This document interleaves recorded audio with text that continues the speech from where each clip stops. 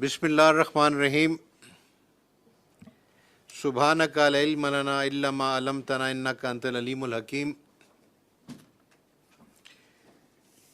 I am very grateful that the members of this commission have assembled today from faraway places as well as from rain-drenched places like Karachi. But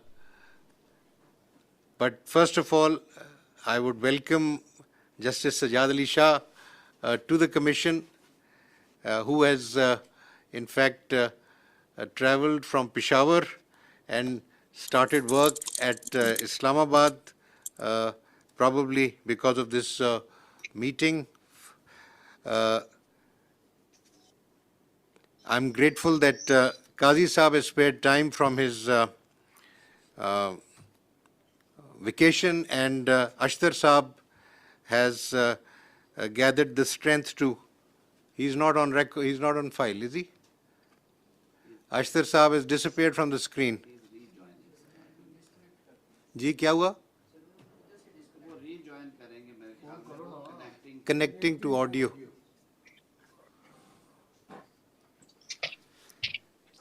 So, shall we continue without a? हाँ जी, 2 minute ठहर जा. Sorry, Qazi Saab, Ashtar Saab is offline, so we are trying to connect with him. Ashtar Saab, can you hear us? Yes, sir, I can hear you. Thank you. Thank you. So, welcome and thank you for joining us from London. And all of us were thinking of you and praying for your good health. I hope you are in good health. Is that right? Inshallah, sir, I will be in good health. I'm proceeding this evening to the US. And, well, just keep praying for me. Inshallah. We all. Lots of prayers for you. Wish you good health and quick recovery. So now very quickly, let's move on with the agenda, which is to consider the appointment of 5 judges on the Supreme Court bench. There are some recommendations by myself as the chairman of this commission, which I propose for the commission to kindly consider. I have already written in the note the reasons for recommending some and bypassing others.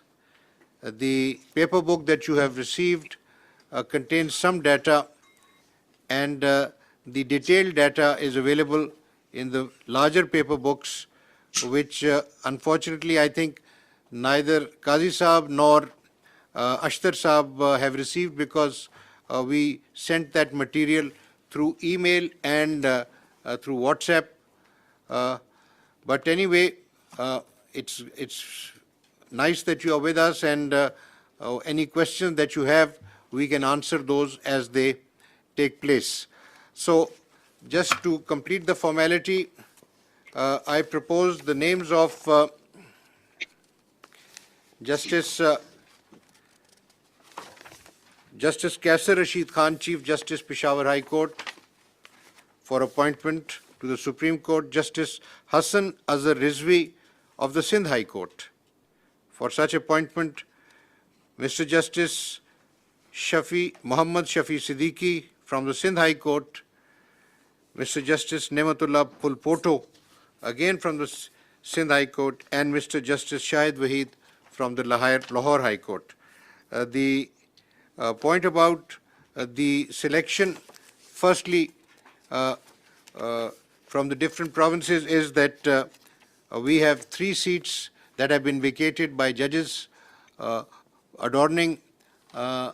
One of them still adorns the Supreme Court, but we have 2 seats that have been vacated by Justice Guldar Ahmed and Justice Maqbool Bakir Saab. Justice Sajjad Ali Shah Saab, who is with us, shall be laying down his robes middle of next month. So there will be 3 seats, and for that reason there are 3 proposals. From Peshawar High Court, Justice Mazhar Alam Khan Mia Khail has retired recently, and in his place, Justice Kaisar Rashid Khan has been proposed. Justice Shahid Waheed is proposed to fill the seat vacated by Justice Qazi Amin Ahmed Saab, Muhammad Amin Ahmed Saab. So this is the ratio, but now if you like, I can read through the material that I've already sent, or if you like, we can start discussing the proposals that I've sent, and we can start with Justice Sarma Jalal Usmani Saab, and then move down the table to the other side.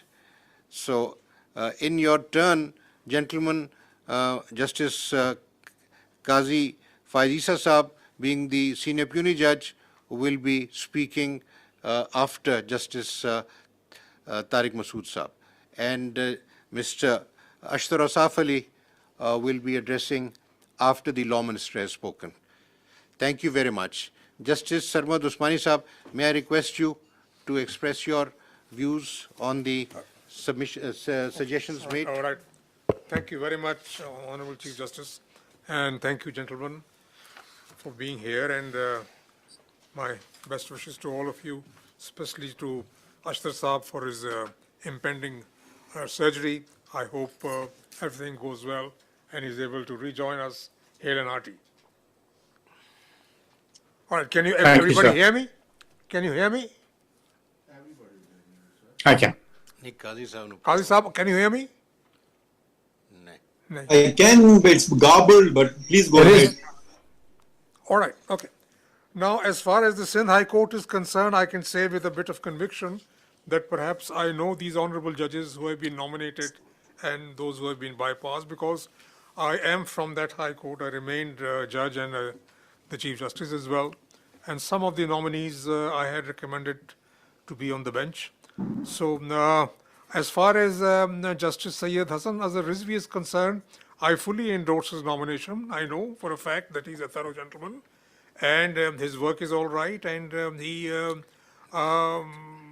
otherwise is above board. So I would heartily endorse his nomination. And so far as Justice Muhammad Shafi Siddiqui is concerned, I also think that he's a good judge, and he should prove an asset to the bench here. But I think there are other judges who are just as good, and they have been ignored, and they were senior to Justice Pool Poto. Now, as far as Justice Pool Poto is concerned, I know that he is above board, and I know that he's good in criminal work. But you see, I have read his judgments, and his judgments are more or less stereotyped criminal judgments, like criminal appeals and bail applications, and frankly speaking, there is hardly any innovation which one can do in a criminal case, because the principles and the law is very well settled, and even the law says how to write a criminal judgment. It's in the CRPC, so you can't really deviate from that. So therefore, I think that perhaps those who are senior to him should be considered, like Mr. Justice Abbasi and Mr. Justice Nadeem Azhar, Nadeem Rizvi, Nadeem Saab. Now, these two gentlemen out of, I think that we should consider them. And as far as Justice Abbasi is concerned, again, there is no doubt about his integrity. It is said that he is only done tax work, but I think he's, when he came on the bench, he's done other work as well. I can see from his disposal that he's done, he's done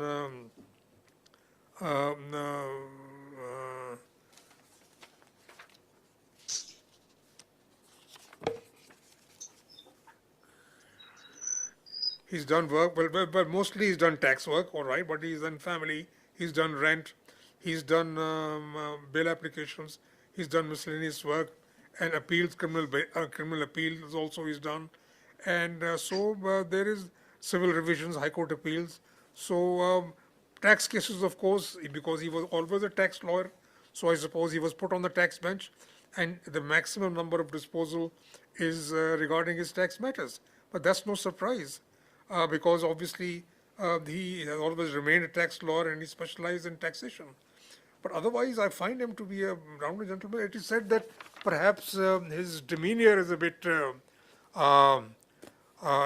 towards his fellow judges and towards the bar is perhaps a bit strict, and maybe he's not a very congenial sort of a person, to put it that way. But I have found him, I have been meeting him over the years. I have never found any sort of defect in this part of his personality. He's always been very nice and, very pleasant as far as I'm concerned. So, no, but I'm sure that if the Honorable Chief Justice must have made his investigations, and I'm sure he's right. But I believe that this whatever has been said about him was due to the fact that he was bypassed, not once but twice. So therefore, he was slightly bitter about it. So see, if a person is bypassed for no rhyme or reason, and obviously he may be slightly bitter. If a person, for example, is prosecuted for no rhyme and reason, and ultimately it turns out that he's been wrongly prosecuted, obviously that person will be bitter. So perhaps I don't think this may be a flaw in his character. This could probably be something which boiling up inside him, and maybe sometimes he expresses it. But otherwise, I found him to be all right. I mean, he writes reasonable judgments. He writes good judgments also. I've read his judgments. And he is amenable to work, to disposal. And insofar as Nadeem Saab is concerned, his disposal is low. I agree with that. And perhaps, I don't know, for whatever reason, he's not being writing too many judgments. But the judgments which he writes are up to the mark. That I can say. So my thinking would be that perhaps we could consider either one of these gentlemen to be appointed rather than going down the line and appointing Mr. Pulpot. So that's as far as these from Sindh are concerned. As far as the gentleman from Peshawar High Court is concerned, obviously he's the senior most, and I'm sure that from his the type of work he's done and from his judgments also, I find is up to the mark, and I'm sure that he is a gentleman. So I would fully endorse his candidature, and similarly I would endorse the candidature of Mr. Waheed, Justice Waheed, because the other three gentlemen, I've seen their judgments, and I think that as far as judgment writing is concerned, as far as the quality of the judgments are concerned, Justice Waheed is much above them. And so therefore, and otherwise he's a gentleman, he's above board. So I would endorse that.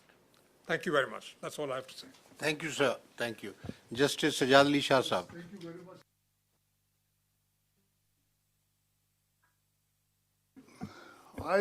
To some extent, I agree with the view expressed by Justice Sarmat Jalal Usmani Sahab.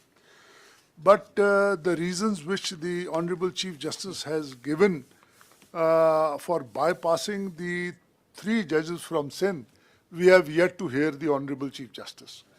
So far as these three judges are concerned, which are under consideration, so I personally know them, I have worked with them, and I have found them excellent gentlemen. They know the law, and I think anyone who practices in Sindh would not be able to raise a finger on any of their qualities. So I fully support all the three nominees. Thank you so much. And So far as Mr. Kaisar Rashid is concerned, sir, he is the Chief Justice, and the data given we have seen, and I also fully endorse his nomination.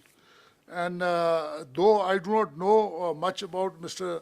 Shahid Waheed, but I again rely on the data provided to me, and I feel that his nomination is also fine. thank you very much. Justice Ijazul Ahsan Sahab. Thank you very much, sir. I welcome Justice Usmani, Justice Sajad Ali Shah, who has joined us for the first time. Mr. Tarar has been here for a while, and the representative of Pakistan Bar Council is a very senior counsel. Welcome to you all. Qazi Saab, Attorney General Saab. Sir, I have carefully gone through the recommendations that you have made and the reasons that you have recorded for recommending some and not recommending others. I have also carefully examined the judgments of all the gentlemen and the work that they have done over the past many years since elevation, and the judgments which they have sent as their 10 best judgments. As far as the first recommendee, Mr. Kaisar Rashid, Mr. Justice Kaisar Rashid is concerned, I mean, he ticks all the boxes. According to my information, he has immaculate integrity. His competence is not questionable.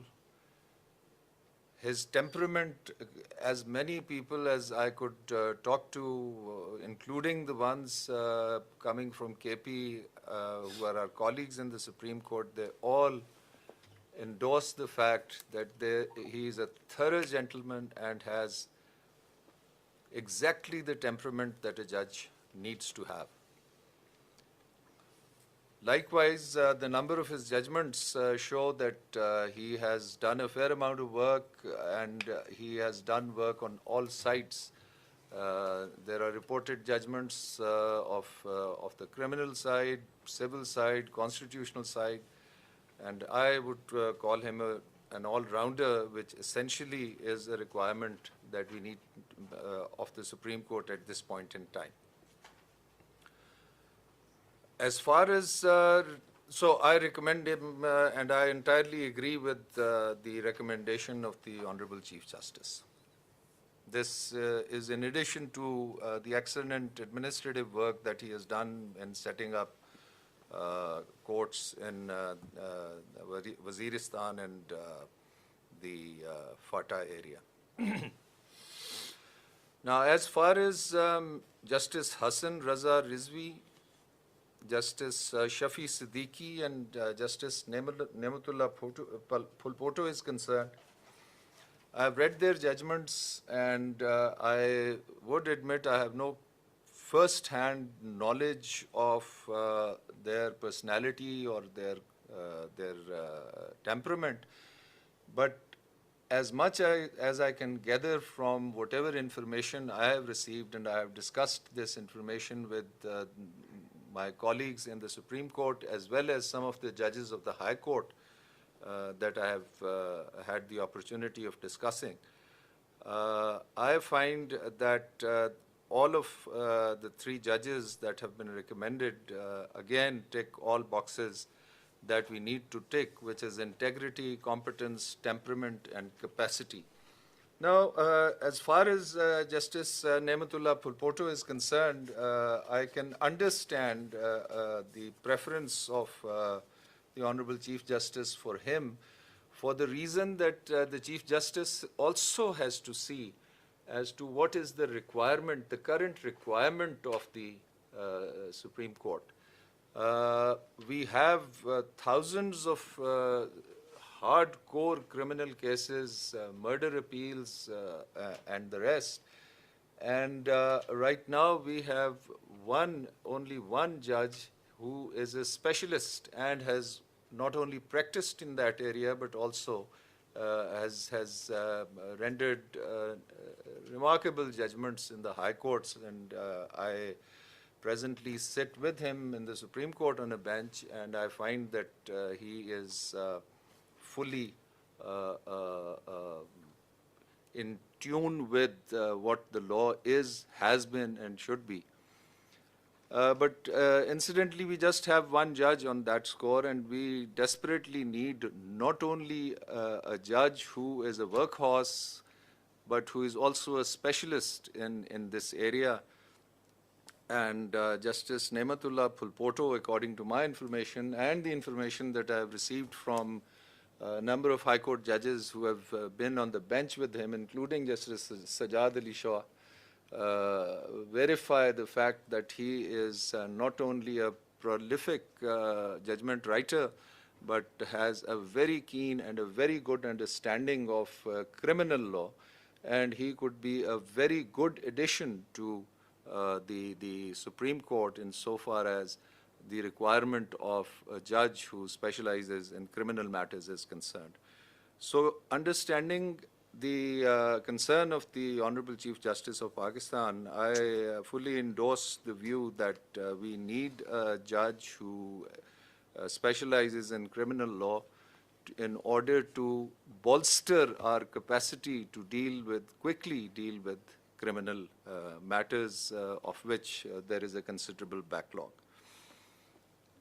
Finally, Justice Shahid Waheed, I have been his Chief Justice, so has the Honorable Chief Justice of Pakistan, and so have some of the other judges who are from the Lahore High Court. And all of them are very clear about his capacity, his integrity, and his ability to write very good analytical judgments, and the quality of judgments, as Justice Sarmat Jalal Usmani has just said, is way above the first three gentlemen, who incidentally, the Honorable Chief Justice has been working on the civil side, but as has been noted, for a number of years, he doesn't have any reported judgments. And whatever judgments have been reported deal with very routine matters. On the other hand, the gentlemen at number 2 and number 3 are again judges who have written routine judgments on the criminal and civil side, and do not, in my opinion, match up to the level of analysis and innovation in civil law that Justice Shahid Waheed is capable of doing. An additional advantage of elevating Justice Shahid Waheed is that, again, hardcore civil side expertise we do need in the Supreme Court at this point in time. And Justice Shahid Waheed has done a lot of work as a practicing lawyer, as a judge of the High Court, as well as when he sat in the division benches dealing with hardcore civil matters for which there is a requirement in the Supreme Court. Plus, in my humble opinion, Justice Shahid Waheed has the temperament and the capacity that we require in the Supreme Court with the sort of work we have. Just one final note that essentially the Chief Justice of Pakistan is the head of the team that he has to field in order to deal with all matters, civil, criminal, constitutional, which come to this court. And he has threadbare and very impartially looked at the various merits, demerits, strengths, and weaknesses of all the judges, which is evident from the fact that he has made an extra effort not only to call for their 10 best judgments, but he has also made an effort to ask for judgments of other judges, junior and senior to this particular nominee, and has made an assessment with which I find myself in entire agreement. So I would wholeheartedly endorse all 5 recommendees that the Honorable Chief Justice has placed before this commission. Thank you very much. Thank you, Judge Saab. May I request Justice Sardar Tariq Masood Saab to apprise us of his ideas and thoughts. Thank you very much, sir. Akhtar साहब, अल्लाह आपको सेहत दे, आपकी मेहरबानी कि आप हमारे साथ हैं इस कंडीशन में भी। और मैं वेलकम करता हूं जनाब सजाद शाह साहब को कि वो हमारे मेंबर जुडिशल कमीशन के मेंबर बने, और मैं ये भी कहता हूँ कि ना सिर्फ ये बहुत ही लकी हैं, बल्कि इनको प्रिविलेज मिला है कि अपने ही सक्सेसर को ये खुद ही अपॉइंट करके जाएं, which he did. Now, the recommendation which were given to us, these are, first of all, these are contradictory. On one hand, it was said that there would be a seniority plus competence, and for that purpose, from each high court, 3, 4, or 5, 6 judges will be judged. But we have seen that on the principle of seniority, the Chief Justice of Peshawar Court was nominated for appointment as a judge of Supreme Court. No data whatsoever for the other judges have been provided to us to make a comparative analysis. Presently, there are 4 vacancies for appointment as judge of the Supreme Court, and according to Article 175(8) of the Constitution of the Islamic Republic of Pakistan, the Commission by majority of the total member can nominate one person for each vacancy to the Parliamentary Committee for appointment as judge of the Supreme Court. So the Constitution is not giving any mandate to this Commission for appointment of a judge of the Supreme Court for anticipated vacancies, which is being done now. Although in Rule 3.1 of the Commission, word anticipated is mentioned, was introduced, but the rules cannot overrule the article of the Constitution, which otherwise is quite clear, having no ambiguity. The letter dated 20th July 2022 is silent as to who amongst the judges of the High Court of Sindh has been proposed for anticipated vacancies. If this principle is to be followed, then of course we all and the other judges of the Supreme Court may be allowed to propose their successor, and they also be nominated and approved for appointment as anticipated judges of the Supreme Court. मेरी ख्वाहिश तो कम से कम ये है, बाकियों के बारे में कुछ नहीं कह सकता. Even otherwise, if we approve all the nominees judges, then of course number of the judges in the Supreme Court will be 18, which is against the Constitution. Although under Section 177 of the Constitution, the eligibility for appointment of a judge, as a judge of the Supreme Court is 5-year service as judge of the High Court. But practice and propriety always demand that seniority principle shall be considered first, and in case of appointment of a junior judge, while ignoring the senior, and that too without assigning any valid reason, I will valid पे मैं जोर दे रहा हूँ जी, eyebrow may be raised regarding their working in the relevant high courts.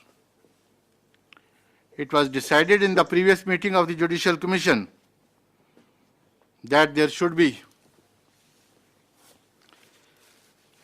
sorry ऐसे वो आ रही है उसके ऊपर वो मिस्ट आ रही है, वो मुझे समझ ही नहीं आ रहा. अच्छा, that there should be criteria for appointment of the judges in the High Court and the Supreme Court, and for the said purpose a committee was constituted to suggest suitable amendments in the relevant rules and propose a criteria for appointment of judges to the Supreme Court. However, Unfortunately, neither the criteria nor the amended rules have been framed by the said committee till date. Although the Honorable Chief Justice has stated on previous meeting that integrity, capacity, temperament, and one thing more, competence, have been settled in that meeting. But even then, that has not been converted into the rules, and the matter was deferred for further deliberation to judge how the criteria will be determined. The list provided of the nominee judges, barring Chief Justice of the Peshawar High Court, who are the junior judges than their senior, and the said senior judges are more eligible. So far, I have gone through the data for appointment as judges of the Supreme Court than the junior nominees. The letter written by Mr. Justice Ahmad Ali Sheikh indicates that he had earlier wrote a letter on 12th March 2022, which was not shared with us in this meeting, in which he had written that due to some circumstances, he is not interested for elevation as judge of the Supreme Court. He is nobody to refuse so. This letter may not be a reason for not considering him for appointment as judge of the Supreme Court. If he was appointed as a judge of the Supreme Court and he refused, then Article 206(2) of the Constitution will operate against him and he will be deemed to have been retired. Only then the next judge junior to him can be considered for appointment as judge of the Supreme Court.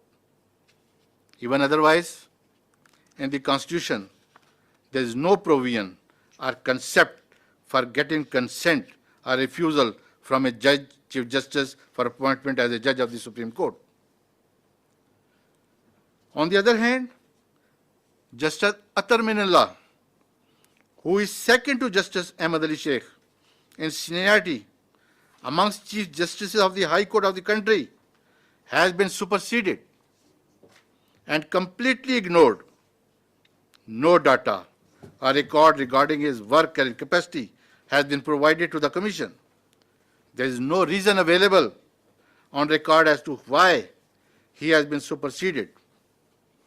His integrity, capacity, temperament, etc. is above board, which is known to everyone.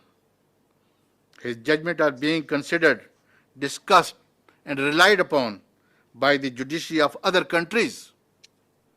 Nobody can raise a finger toward his integrity, capacity, etc. But surprisingly, he was ignored despite the fact that he is the most senior judge amongst the Chief Justice of the High Court. हमारी एक informal सी meeting पहले हुई, उसमें chief साहब का कहना ये था कि इस्लामाबाद हाई कोर्ट का जज का यहाँ लाने का कोई कंसेप्ट है ही नहीं. 175 में इस्लामाबाद हाई कोर्ट का जिक्र है. 175 में इस्लामाबाद हाई कोर्ट में जजेस बनाने का भी जिक्र है. 175 में ये लिखा गया है कि जजेस को जब सुप्रीम कोर्ट लाया जाएगा वो फ्रॉम दी हाई कोर्ट से लाया जाएगा. वहां किसी का नाम नहीं लिखा होगा, पंजाब से लाया जाएगा, सिंध से लाया जाएगा, कोयटा से लाया जाएगा, वो लाया जाएगा. So the high courts, there are 5 high courts. And we have an example. Iqbal Umeedur Rahman was appointed as judge of the Supreme Court from Islamabad High Court. So his ignorance, usko ignore karna, this is, I say, he is the most senior Chief Justice of all the high courts. But he has been ignored at all. And there is no reason for that. It is quite clear that in the High Court of the Sindh and the Lahore High Court, and amongst the Chief Justices of all the High Courts, there are many senior judges than the nominees. for appointment as the judge of the Supreme Court. This amount to discrimination, which is against the mandate of the Constitution. We daily decided the cases in the courts on the basis of the discrimination. But why a discrimination is being done in our own institution?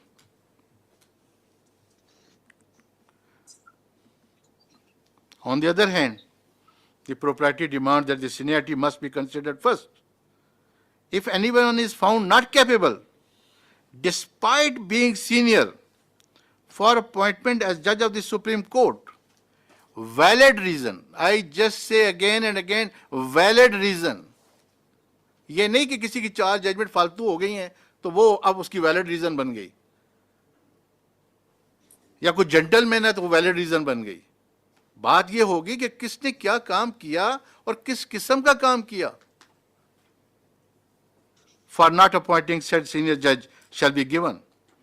This would mean that the senior should not be considered for for appointment in the Supreme Court, but the Honorable CJP's letter dated 20th July 2022 reveals in para 9 and specifically mentioned that those judges who have been ignored now can be appointed as judge of the Supreme Court in future. If they are eligible for appointment as a judge of the Supreme Court in future, then why presently they are not nominated for appointment as judge of the Supreme Court? कल अगर वो बन सकता है जनाब chief जज of the supreme court, तो आज क्यों नहीं बन सकता? या तो उसका रास्ता बंद कर दें, कह दें हमेशा में के लिए बार हो गया, बात तो खत्म, क्योंकि है ही कॉम्पिटेंट नहीं है, उसकी इंटेग्रिटी खतरनाक है, तो बंद कर दे इसकी उसका रास्ता. लेकिन वंस यू से कि ये कल आ सकता है और फिर वो नहीं आ सकता, ठीक है जी. If they are eligible for appointment as judge of the Supreme Court, वो मैंने अभी पढ़ दी, the data provided and the queries made from the different corner of the bar association indicate that the senior judges who have been ignored are more competent to become judges of the Supreme Court than the nominees. The violation of the seniority and competence will not only hurt their feeling, and if for the sake of argument, as mentioned para number 9 of the above said letter, in future they are appointed as judge of the Supreme Court, the said senior judges in the High Court will become junior to the nominees in the Supreme Court. And this is, I don't know, इसको कैसे हम अज़म कर सकते हैं? We should not manipulate the system by making those who are juniors by them and then making them seniors in the Supreme Court. The Bar Council and Bar Association, who always stand for the judiciary against an unconstitutional act in our country, always done by the forces, have also very serious reservation regarding the appointment of the judges against the principle of seniority. And such reservation are the result of collective wisdom of legal fraternity. And the same cannot be lightly ignored. To abide by seniority principle has been their consistent stand for about a decade. हमेशा से उनका यही stand रहा है और वो यही कहते रहे.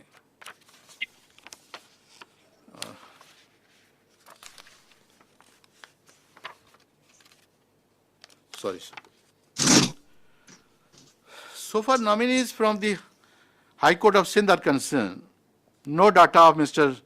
Justice Ahmad Ali Sheikh is provided, and data provided regarding the nominees, along with the 2 senior, indicate that Mr. Justice Irfan Sadat Khan authored 169 detailed judgment and 28 short judgment out of 197 reported judgment. ये जो data from किया गया पतली copy में, मैं वहाँ से पढ़ रहा हूँ सर, आप भी सामने रखना कि देखना चाहिए, देखना, मैं वहीं से करूँ. Indicating that his detailed judgments were 86%, whereas Mr. Justice Akil Ahmed Abbasi authored 166 detailed judgment and 96 short judgment out of 262 reported judgment, indicating that his detailed judgments were 64%. Whereas Mr. Justice Sayyid Hassan Azhar Rizvi authored 70 detailed judgment and 65 short judgment. He relied more short judgments out of 135 reported judgment, indicating that his detailed judgments were 52%. Mr. Justice Nadeem Akhtar authored 152 detailed judgment and 63 short judgment out of 215 reported judgment, indicating that his detailed judgments were 71%. Mr. Justice Muhammad Shafi Siddiqui authored 106. This is what I'm saying again, because it was said that Mr. Gheba and Mr. Amir Bhatti, who is the Chief Justice, he had given very few detailed judgment, reported judgment. मैं इसलिए इसको थोड़ा सा कहा है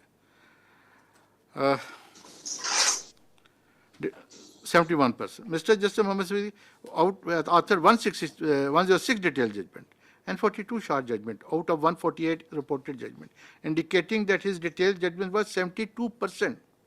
Likewise, Mr. Justice Niamatullah Phulpoto authored 134 detailed judgment and 111 short judgments. We all know in फौजदारी case कैसे short judgement लिखी जाती हैं, किस तरह लायर्स को कहा जाता है विड्रॉ करो, क्या करो, you know everything, we know everything. Out of 245 reported judgment indicated, and his detailed judgment were 55%. This equation also points out that the ignored judges have given more detailed judgment than some of the nominees. Rather, Mr. Justice Irfan Sadat Khan has authored 86% detailed reported judgment, which are highest than the judgment of the nominees. सबसे ज़्यादा है उसकी. But he has been ignored. He is not competent. उसकी capacity नहीं है लिखने की. इसलिए even the reported judgment of Mr. Justice Irfan Sadat Khan and Mr. Justice Akil Abbasi are more than the reported judgment authored by Mr. Justice Sayyid Hassan Azhar Rizvi and Mr. Justice Muhammad Shafi Siddiqui of the High Court of Sindh. Now, the data so collected from the computer bench of the Supreme Court indicate that 4.8% judgment authored by Mr. Justice Irfan Sadat Khan were set aside, whereas his 57.6% judgments were upheld. 3.5 judgments authored by Mr. Justice Akil Abbasi were set aside, whereas his 44% judgments were upheld by this court. 5% judgment handed down by Mr. Justice Sayyid Hassan Azhar Rizvi were set aside, whereas his 56 judgments were upheld by this court. 4.9% judgment authored by Mr. Justice Muhammad Shafi Siddiqui were set aside, whereas his 60% judgment were upheld by this court. Likewise, 11.7 judgment authored by Mr. Justice Niamatullah Khan Phulpoto was set aside. सबसे ज़्यादा इसकी जो set aside हुई. Whereas his 48 judgments were upheld by this court. The above data and percentage of set aside judgment authored by Mr. Justice Irfan Sadat Khan and Mr. Justice Akil Ahmed Abbasi are lesser in number than the other nominees, judges of the High Court of the Sindh, which indicate the better competency and command of law of the said two senior judges. The reported judgment of Mr. Shahid Wahid of the, अब Lahore out की बात कर रहा हूँ, वहाँ तो मैं ख़त्म कर दिया. The reported judgment of Mr. Shahid Wahid of the Lahore High Court are less than the judgment authored by Mr. Justice Shujaat Ali Khan. The detailed reported judgment of Mr. Justice Shahzad Ahmad Khan Gheba, Shahzad Ahmad Khan and Shujaat Ali Khan are higher than the judgment of Mr. Shahid Wahid and almost equal to Mr. Justice Muhammad Amir Bhatti. So this comparative chart annexed with the record also indicate that senior judges are more eligible than the nominees judges. 2.6% judgment authored by Mr. Justice Amir Bhatti were set aside, whereas his 76.5% judgments were upheld by this court. 18.2 judgment authored by Mr. Justice Malik Shehzad Ahmad Khan. Sorry, sir. Ek minute. Bismillah.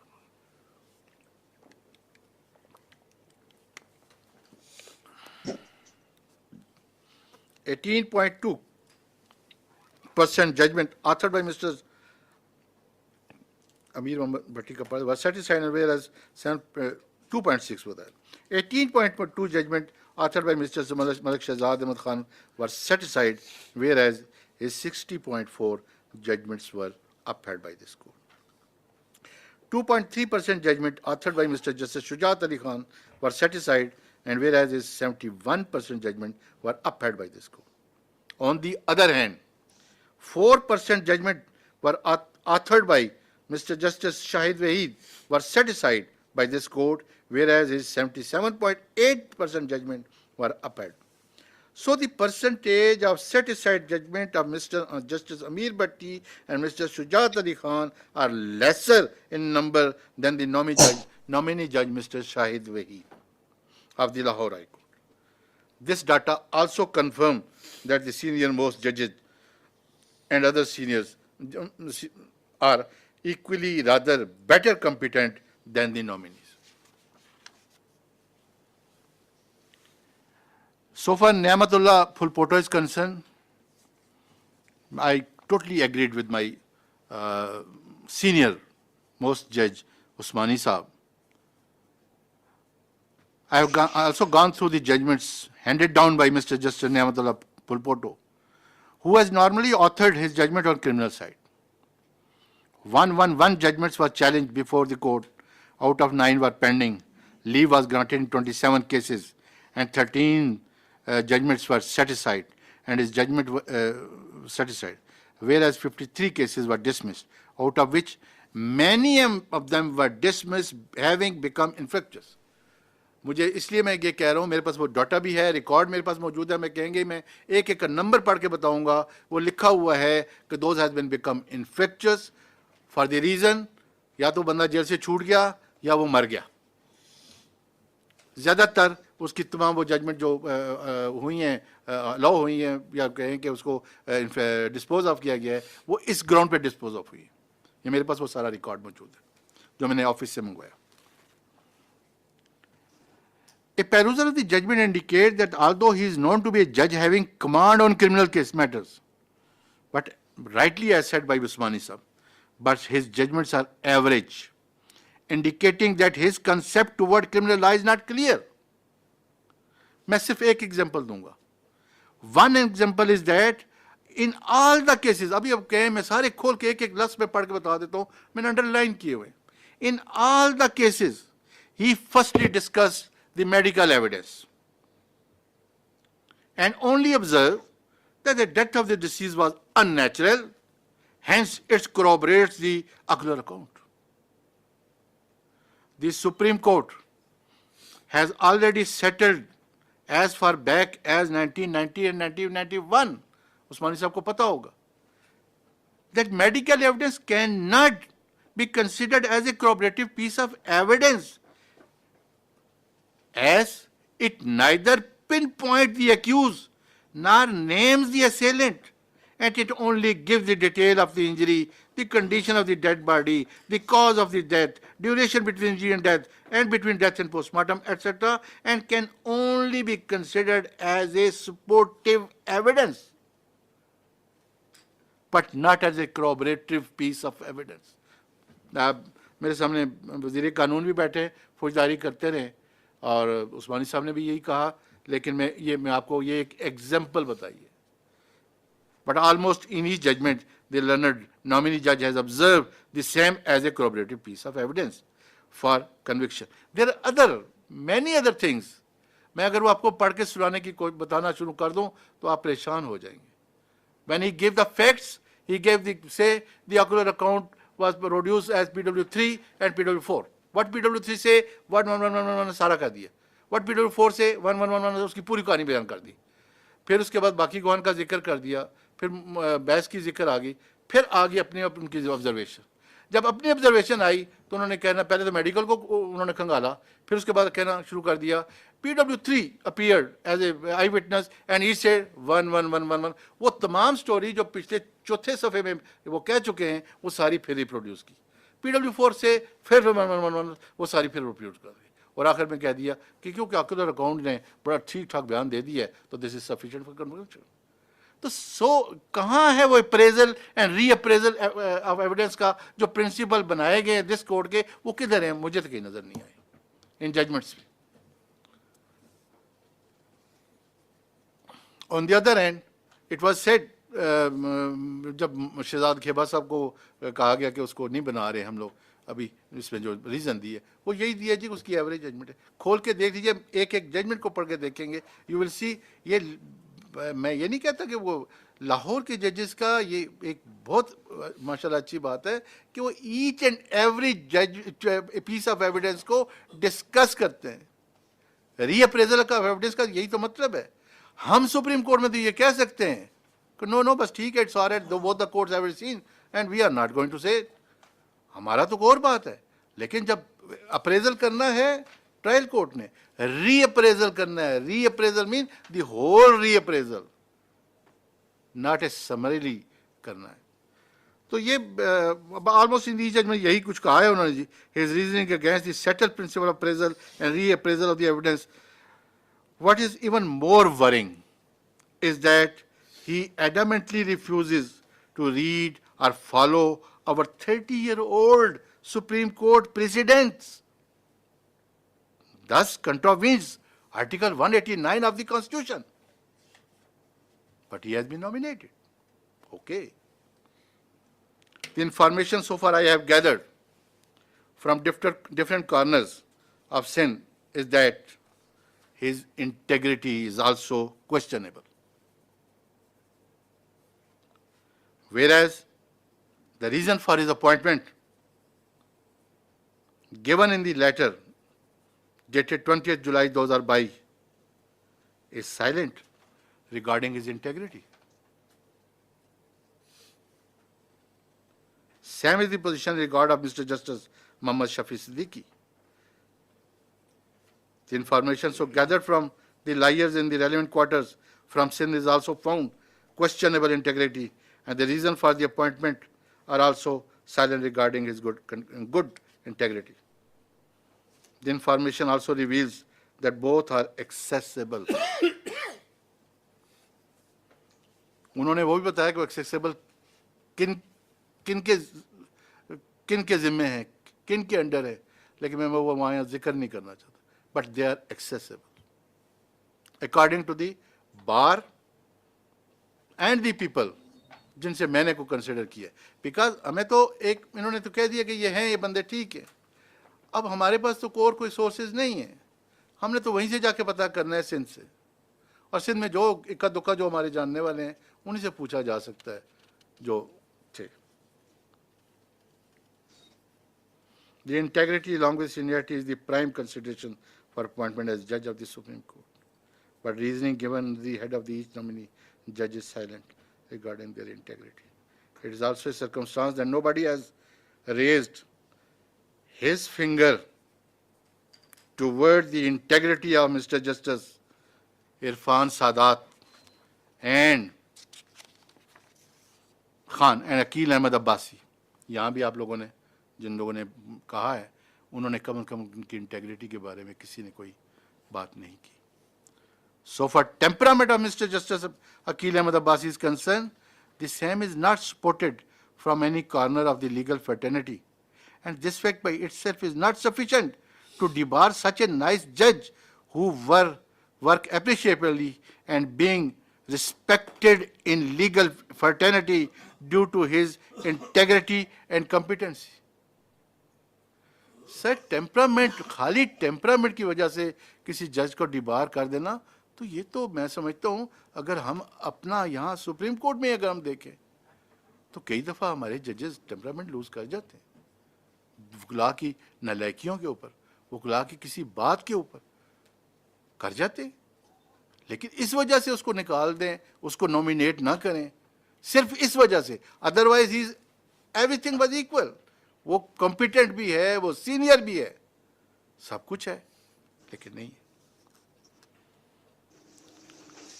Sir मैं दो बातों का जवाब दे दूं, फिर मैं आखिर में वो बताऊंगा कि मैं किन को कर रहा हूं, किन को नहीं कर रहा। देखिए सर, आपने कहा कि वो कैसे रशीद वाला बात मैंने पहले ही कह दी, आपने उसका कंपैरेटिव डाटा हमें नहीं दिया कि हम उससे किसी तरीके से वो कर सकें। अमीर भट्टी के बारे में कहते हैं ही इज़ ए गुड जज, और मेरे भाई ने ये कहा कि हमें हार्ड कोर सिविल का बंदा चाहिए।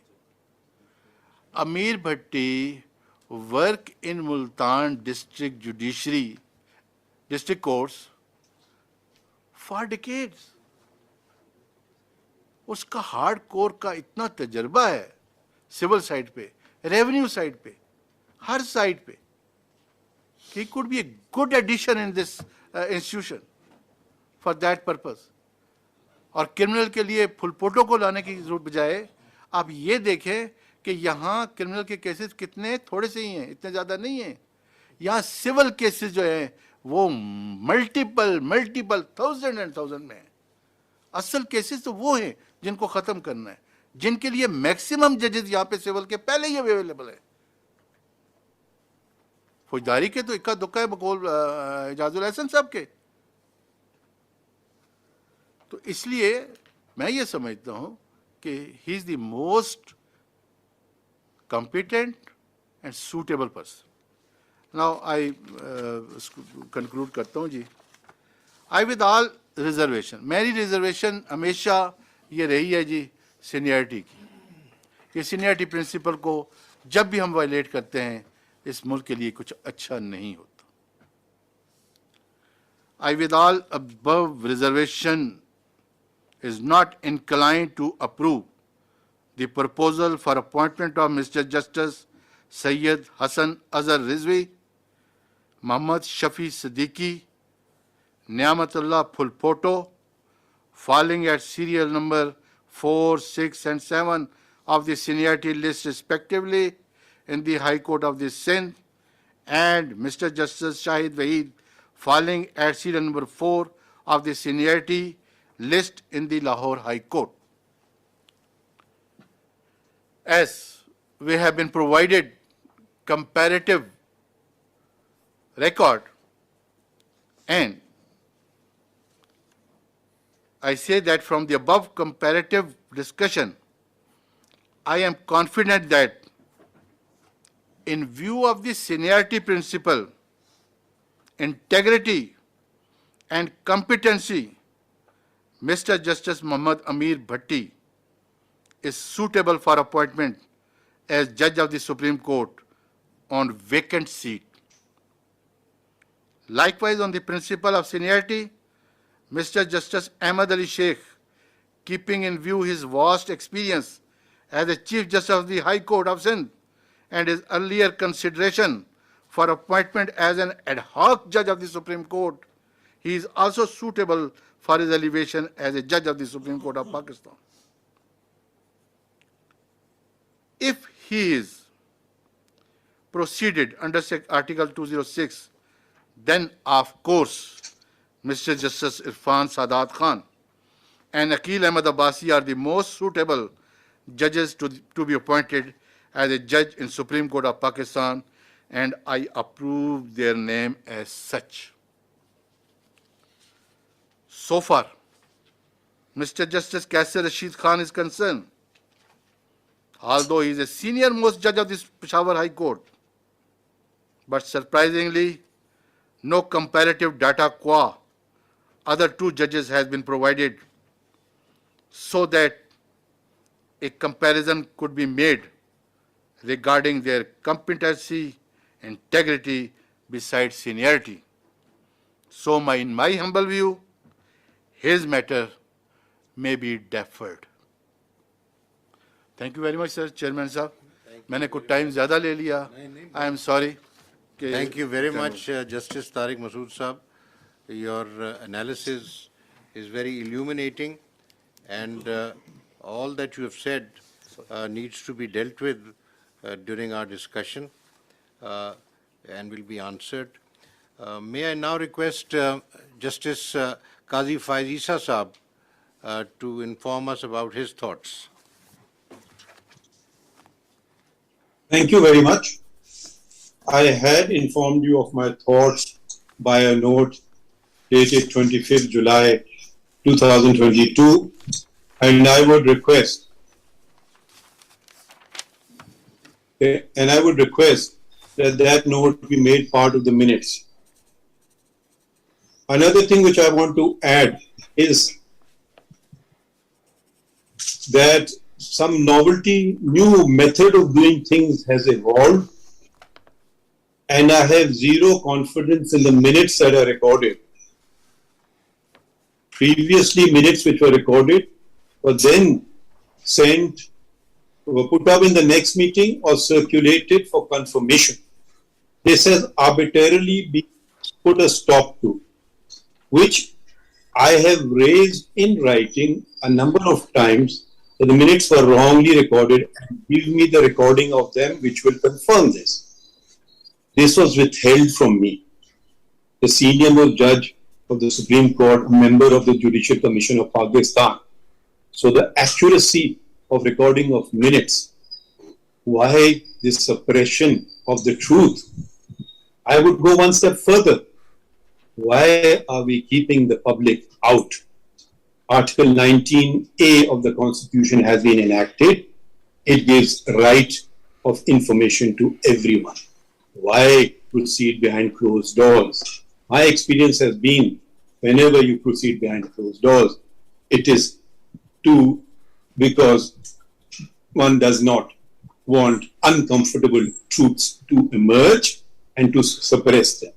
So I would request that the minutes, it be resumed, the procedure before the minutes were sent for confirmation, and not at the end of the day, 7 people, 9 people, 13 people decide something, and one gentleman who I have the highest respect for may not have paid close attention or may have misunderstood something and record something, and that becomes the minutes of the meeting.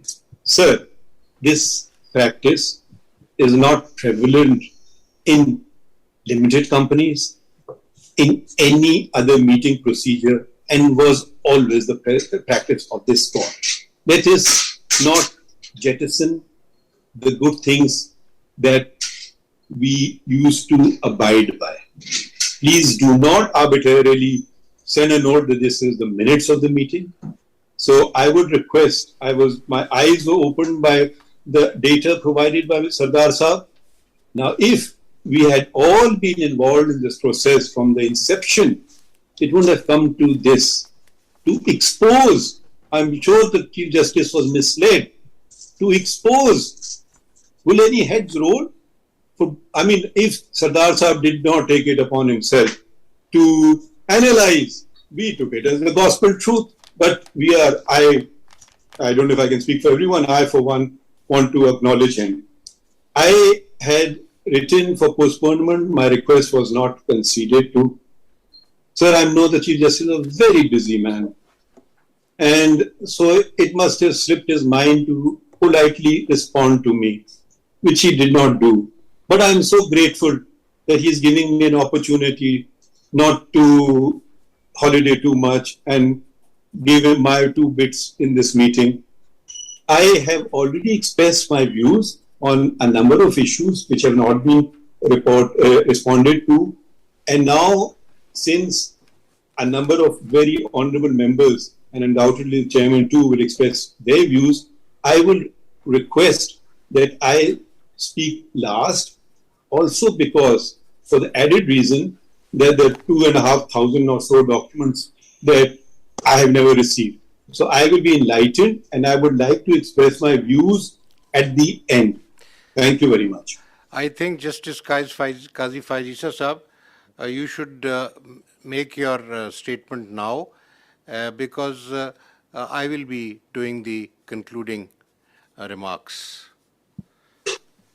Sir, with the greatest of respect, I have not come here to make a statement. I have come here to learn from you, from Sarmat Saab, from Shah Saab, from the Law Minister, from the Attorney General. I have come to learn.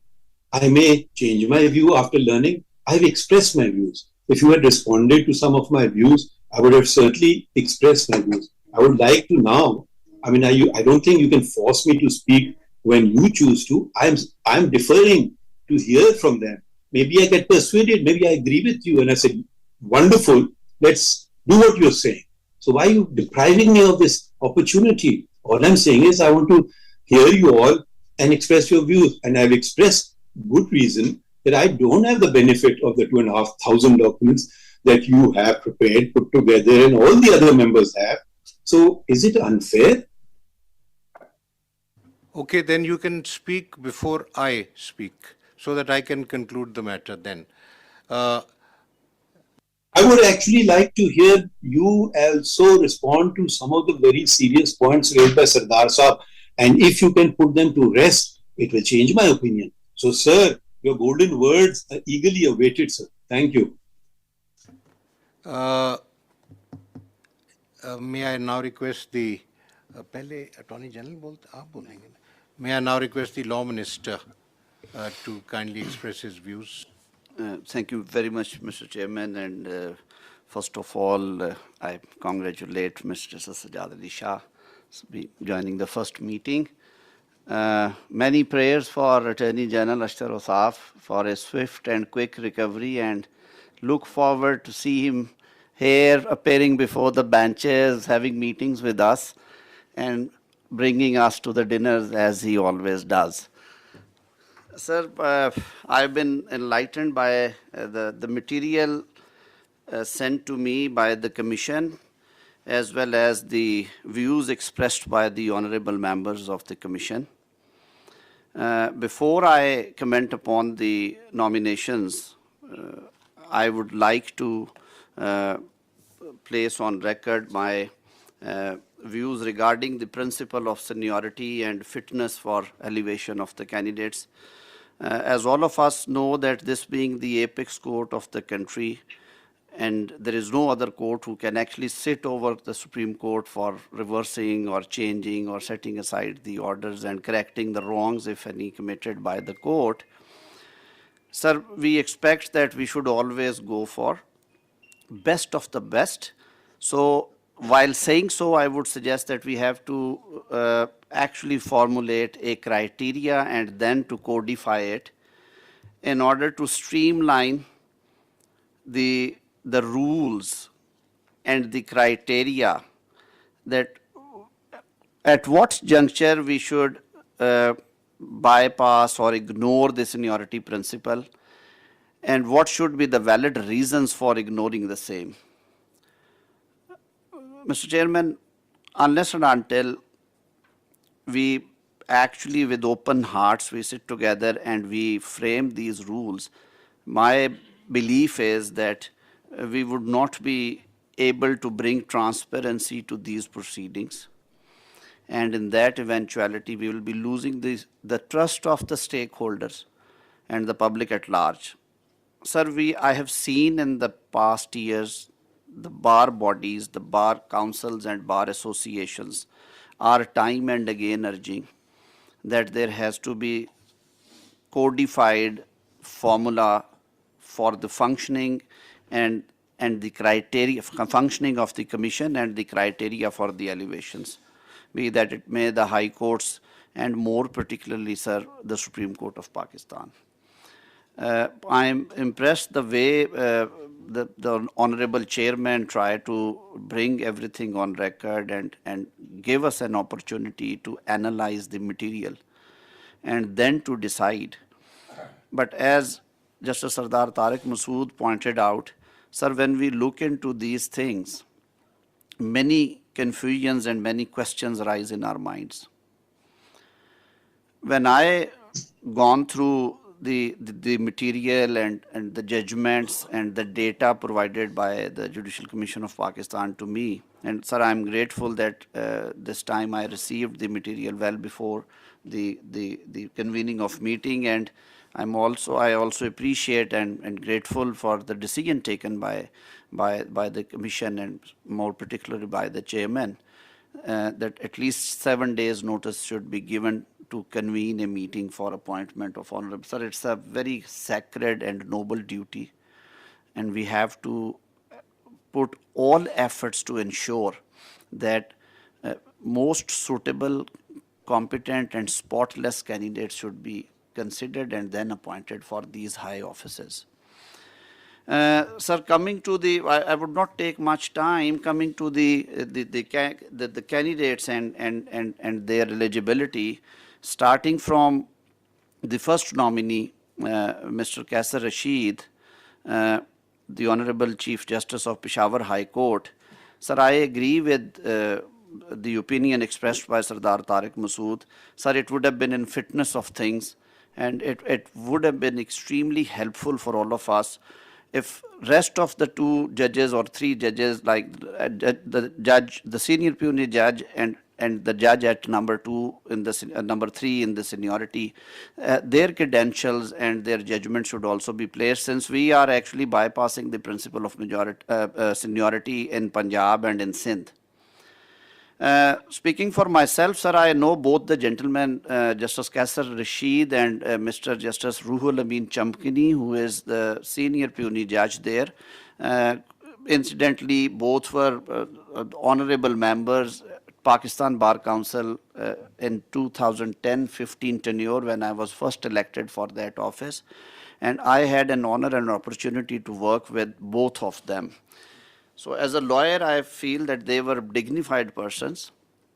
But when I compare their working in the council, their input in the issues coming to the legal education committees and the disciplinary proceedings and even the threadbare discussions on the national and legal issues, I found much or better clarity of thoughts in Mr. Ruhul Amin as he then was, comparing to Justice Kaisar Rashid.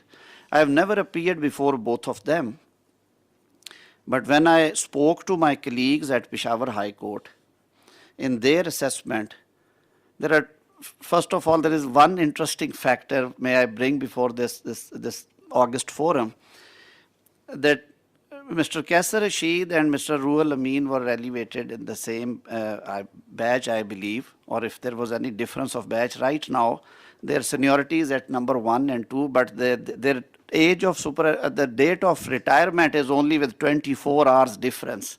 So if one gentleman would be retiring on 21st of March 2022, the other honorable judge, the puisne judge, would retire the next day. So it's quite interesting. Even the honorable judge at number 3 would also retire in the same week. So for all the more reasons, I would, sir, suggest that we should examine the credentials of all 3 gentlemen, because they enjoy almost same kind of seniority. The experience on the bench and experience of life is almost one and the same. So it would be extremely helpful for us if we get material, credentials, their judgments, their comparative work for consideration for all 3 gentlemen, and till that time we defer the appointment from Peshawar High Court of Justice Kaisar Rashid.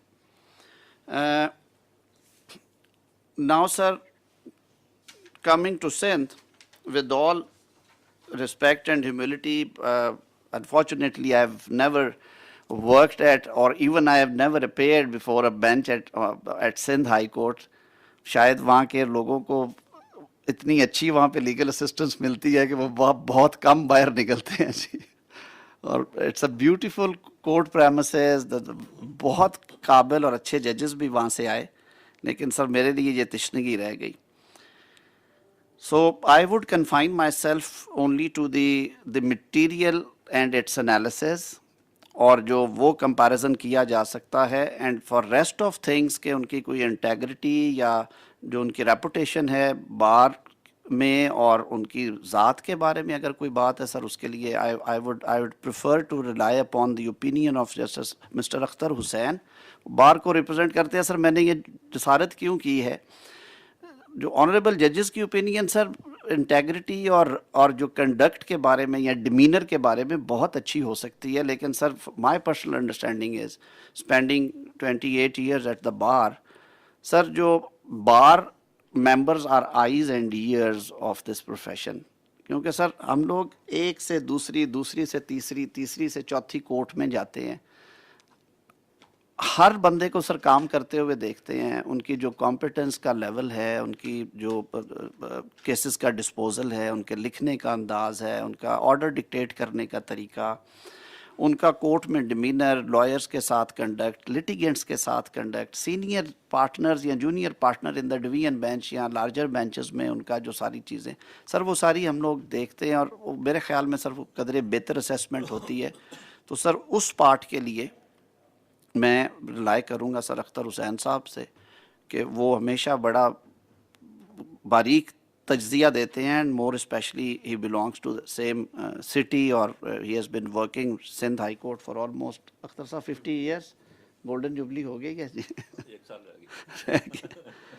Now sir, as far as the nominations are concerned, I agree to great extent that when we sir the expectancy principle یا ایک خواہش ہوتی ہے آپ کی کہ میں ultimately اپنا کیریئر ایپکس کورٹ میں آ کے وہ کلمینیٹ ہو, تو سر سینئرز کو اگنور کرنے کے لیے میرے خیال میں سر بہت ویلڈ اور ساؤنڈ ریزنز ہمیں درکار ہونی چاہیے. اور میں نے شاید اسی لیے سر شروع میں کہا تھا کہ گورنمنٹ بھی یہ سمجھتی ہے, and I have also discuss this issue with my colleagues in the cabinet, جو تھوڑا سا لیگل جن میں انٹرسٹ ہے, and also with the honourable prime minister.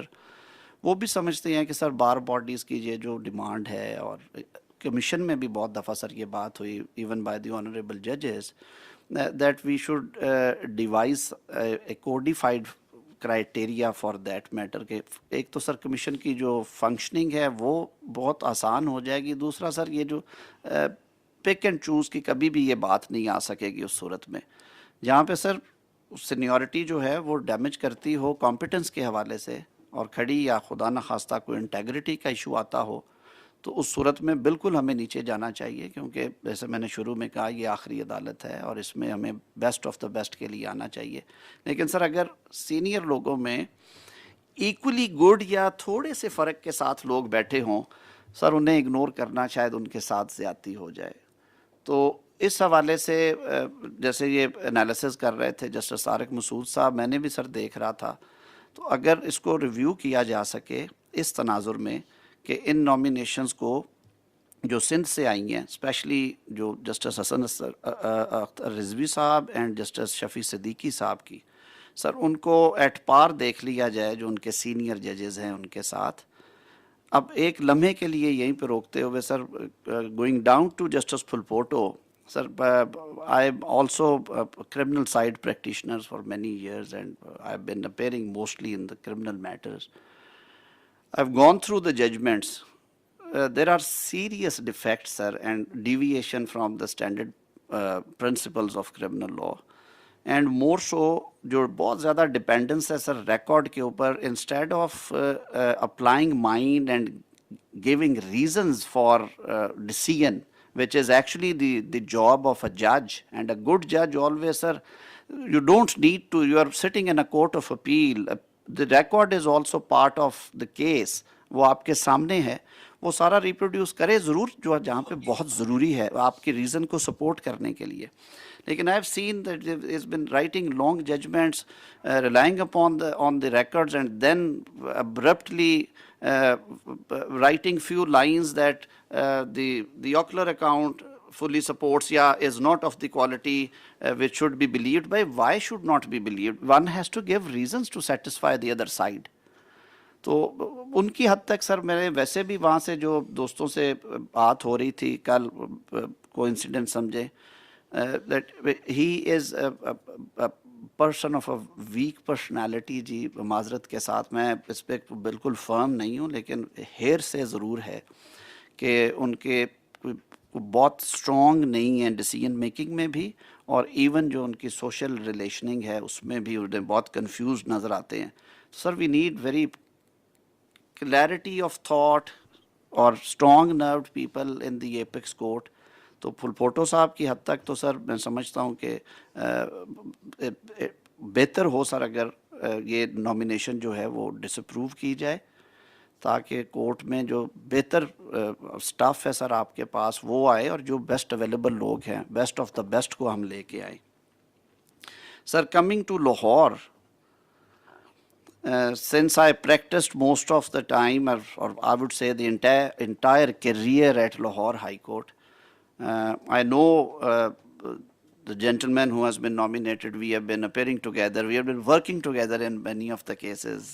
Is a thorough gentleman, a very reasonable human being, finest human being rather, I would say.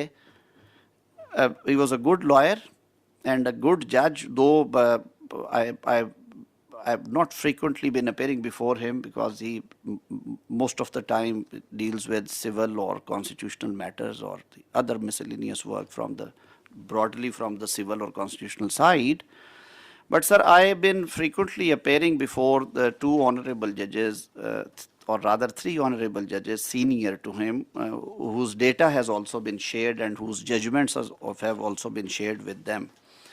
Sir, speaking for myself, if I have given the chance to give one recommendation or nomination before this August forum, I would suggest that the Supreme Court right now needs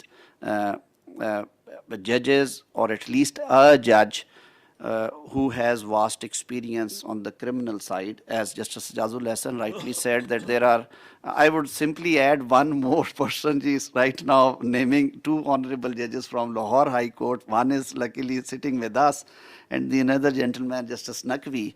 They have been practicing on the criminal side. They have been dealing massively, I would say, with the criminal matters. And they turned out to be good judges at the High Court level and mashallah now at the Supreme Court. Sir, keeping in view the number of pending cases and the, I would say, the comparatively less criminal side judges in the Supreme Court, I would very respectfully submit that this nomination may please be reconsidered, and Mr. Justice Shehzad Ahmed Khan may be considered to be elevated as judge of Supreme Court. Sir, on the appellate side, I have been appearing before him for good 7-8 years, and with all certainty I can say that if not more, I have conducted at least 90 to 100 death sentence and life imprisonment appeals before him. I have always found him to be decent and reasonable. He is open to listening. He changes his mind if you convince him, and writes reasonably good judgments.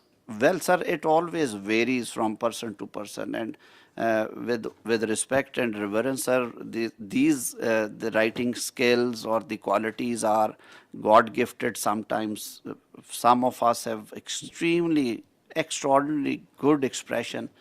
कई हम लोग sir lack करते हैं, मेरे जैसे जो लिखने में बोलने में कई दफ़ा थोड़े घबराते हैं, लेकिन सर जो रीजनिंग है जज की और जो क्लैरिटी है और उसके साथ उसकी इंटेग्रिटी वो ठीक होनी चाहिए. चीफ जस्टिस साहब के बारे में भी सर यही बात है जी, लेकिन मेरा क्योंकि उस हद तक उनसे बहुत रेगुलर अपीयरेंस नहीं रही है, वो कॉन्स्टिट्यूशनल और सिविल साइड करते हैं, लेकिन सिविल साइड में सर जो कुलीग्स हैं लाहौर हाई कोर्ट में, उनके काम की हद तक हमेशा उन्होंने कहा है कि उनका काम ठीक होता है. जैसे बात यहाँ पे हुई थी कि जी क्रिमिनल साइड पे हमें एक एडिशन चाहिए, तो मेरा सर ये राय होगी कि हम नंबर 9 पे जाने की बजाय सिंध हाई कोर्ट में जस्टिस फुलपोटो की तरफ, it would be in fitness of things अगर हम जस्टिस शहजाद अहमद खान को लाहौर से कंसिडर करें, having vast experience on the criminal side, and there is nothing adverse against him as far as his integrity, his reputation, his demeanour, his conduct with lawyers, sir, that is concerned. So this is, sir, these are my recommendations, ji. Now, sir, coming to another important point, sir, I would also like, if the honorable chair allow me, sir, this process also involves the recommendations or confirmation by the parliamentary committee, which is a constitutional committee consisting of the members of parliament from the treasury and opposition benches. Sir, I've been a member of that committee as well. I've been specifically requested by my fellow colleagues to bring this thing on record, since the commission is also sitting. And I'll also seek your honor's time as a chief justice. I'll seek your half an hour to submit before you that the feeling of the members of the parliamentary committee is that their recommendations have not been honored whenever they reversed the decision of the Judicial Commission, and almost every time there had been judicial verdict on the same, and 95% decisions have been overturned by the courts. Sir, it's a constitutional body. The Constitution also very clearly states that the doctrine of trichotomy of powers to be adhered to and to be followed and to be respected, sir. So with great honor, I think this is a forum I should bring on record that Munir Bhatti case needs to be revisited, sir, with great reverence and respect. اور اس کے لیے سر ضرور سوچیے کہ کسی time پہ سر اداروں کی تکریم اور توقیر رہے گی تو سر نظام اچھے چلیں گے. ان کا شروع سے سر ایگزیکٹو کا رول ہے. ہم جب ینگ لائرز آئے تھے تب یہ چیزیں نہیں تھیں. Governor chief justice concerned high court سے کنسلٹ کرتے تھے, نام بھیجتے تھے, وہاں سے انیشیٹ ہوتے تھے, اور چیف جسٹس جو تھے پاکستان ان کی کنسلٹیشن پرائم منسٹر سے ہوتی تھی, پریزیڈنٹ صاحب سر اپوائنٹ کر دیتے تھے. اس کو ہم نے ریپلیس کیا, اسٹیک ہولڈرز کو بٹھایا سر, ایگزیکٹو کے ساتھ ہم نے گورنمنٹ کے ساتھ ساتھ اپوزیشن کو رول دیا. سر جب ٹریجری اور اپوزیشن دونوں مل کے یہ سمجھتے ہیں 2/3 میجورٹی سے کہ یہ نامینیشنز میں یہ چیز ہے, یہ جھول ہے, سر ان کا یہ ایک جو کانسٹیٹیوشنل فنکشن ہے جو انہوں نے گڈ فیتھ میں ایکسرسائز کیا, unless until there is clear evidence کہ کوئی انفارچونیٹلی کوئی بیڈ فیتھ یا میلافیڈی تھی, سر اس وجہ سے ان کو اوورٹرن کرنے سے پہلے سر بہت دفعہ سوچنا چاہیے. پیچھے 2 دفعہ ہوا ہے سر, اس سے پہلے بھی ہوتا رہا سر. تو منیر بھٹی کیس کو ریوزٹ کرنے کے لیے اگر یہ کمیشن میں آئے کسی ٹائم پہ اور کنسیڈر کیا جائے کسی اپروپریٹ کیس میں, شاید ایک آدھ کیس پینڈنگ بھی ہو, میں اس سے زیادہ بات نہیں کرتا. تو میں sir by summing up with respect, I would state that right now, sir, in view of the analysis made by Mr. Justice Sardar Tariq Masood after listening to the honorable judges, I don't support, sir, these nominations for the time being, sir. I would request that the rules may kindly be framed determining the principle of seniority and the functioning of the Judicial Commission of Pakistan. مجھے anxiety کا سر اندازہ ہے کہ court کی 5 seats خالی ہیں جو شاید پہلے کبھی نہیں ہوئی, لیکن سر ان میں سے 4 ابھی اویلیبل ہیں. سردار صاحب کی یہ بات بھی سر درست ہے کہ ہمیں جو ڈیمڈ ہے ابھی آنی ہے نامینیشن, جو سیٹ خالی ویکینسی آنی ہے سر, اس کے بارے میں بھی ابھی نہیں کرنا چاہیے سر. یہ پریسیڈنٹس کہیں شروع نہ ہو جائیں اور بہت آگے نہ چلی جائیں. اور دوسرا سر اس میں یہ ہوتا ہے کہ کئی دفعہ جب ہم ایسے میں جب 5 یا 4 نامینیشنز میں, تو یہی کہوں گا کہ سر 5 ہی ہو جانی ہے الٹیمیٹلی کرنی ہو, تو سر اس میں ہمیں اور زیادہ احتیاط برتنی چاہیے. اور پھر جب اوور آل پول ہے سر اس کو بھی بڑا کریں. میں ریسپیکٹفلی آئی وڈ سے کہ justice Athar Minallah is also a very honourable جج, ایکسپیرینسڈ ہیں, آئی بین اپیئرنگ بیفور ہم ان کی ججمنٹس پڑھتے ہیں. اسلام آباد ہائی کورٹ سے پہلے بھی سر آئے تھے یہاں پہ چیف جسٹس, جو جسٹس اقبال حمود الرحمان صاحب, انہیں سر ضرور کنسیڈر کریں. He would be a good addition to supreme court of Pakistan. اور کورٹ سر اس سے جو دوسرا جو لوگوں میں یہ پرسیپشن ہے کہ سینئر موسٹ ججز جو ہیں اگر ان میں کوئی اس طرح کے نیگیٹو فیکٹرز نہیں ہیں, وہ نہیں سر آ رہا ہے کورٹ سپریم کورٹ میں, اور وہ بیلنس جو ہے سینیورٹی کے حوالے سے یا فٹنس کے حوالے سے اس پہ باتیں ہوتی ہیں سر. یہ زیادہ ٹرانسپیرنٹ چیزیں ہو جائیں گی. اسی طرح سر جب آپ نامینیشنز کنسیڈر کرنے لگیں تو ضرور کنسیڈر کریں جو پشاور کے باقی 2 جج صاحبان ہیں ان کو پیرٹی میں دیکھیں, کمیشن اس کو تاکہ اپنی ہم رائے دے سکیں. اور ان گزارشات کے ساتھ سر میں right now sir I don't support the nominations. بہت شکریہ سر.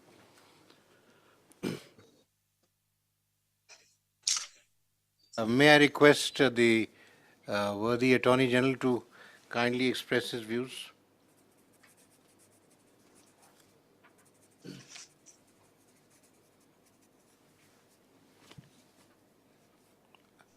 Ashtar Saab, we can't hear you. In mute کر لیں سر, ان میوٹ کر لیجئے گا. یو آر میوٹ پہ ہیں آپ.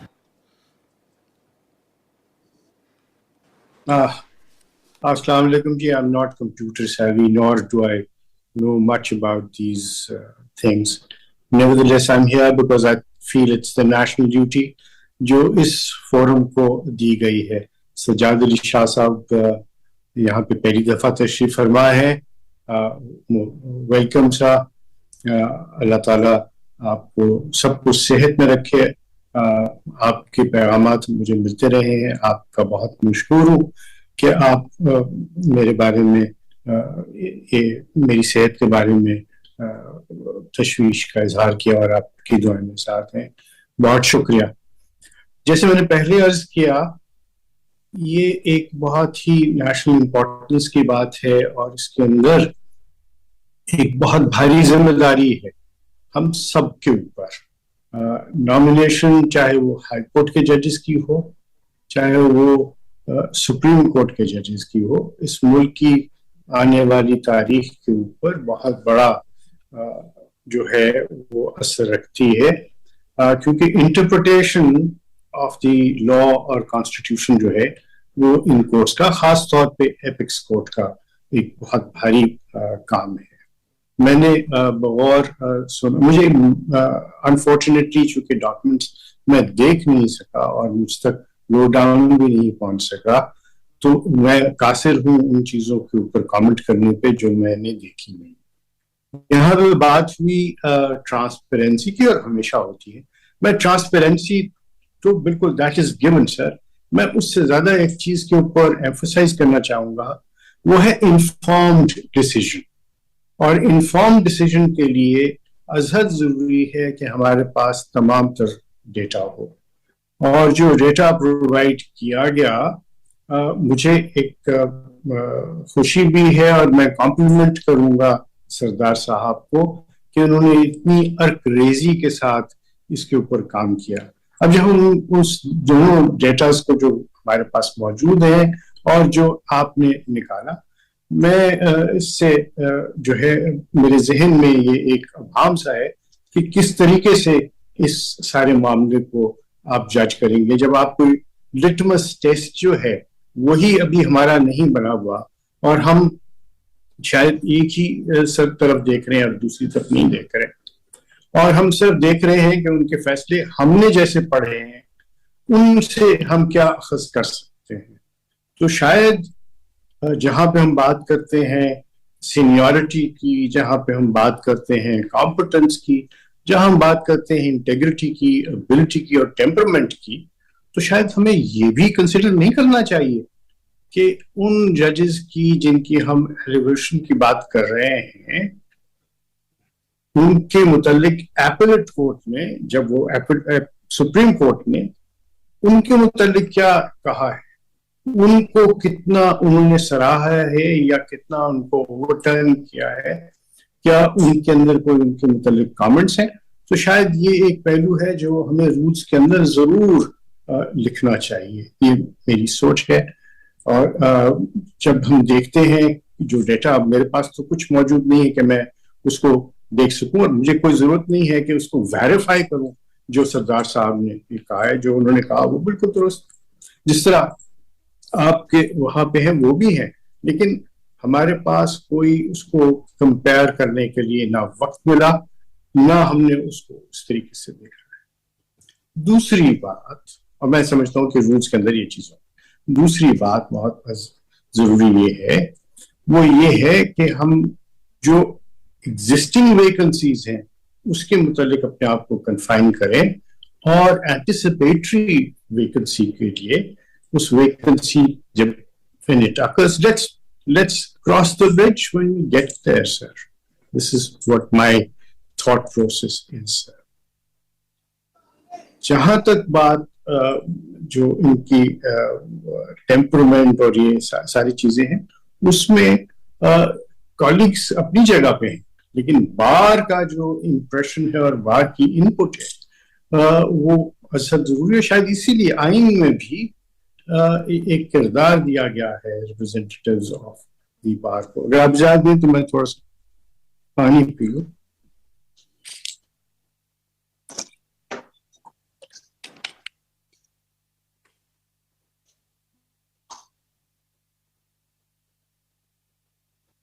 جہاں تک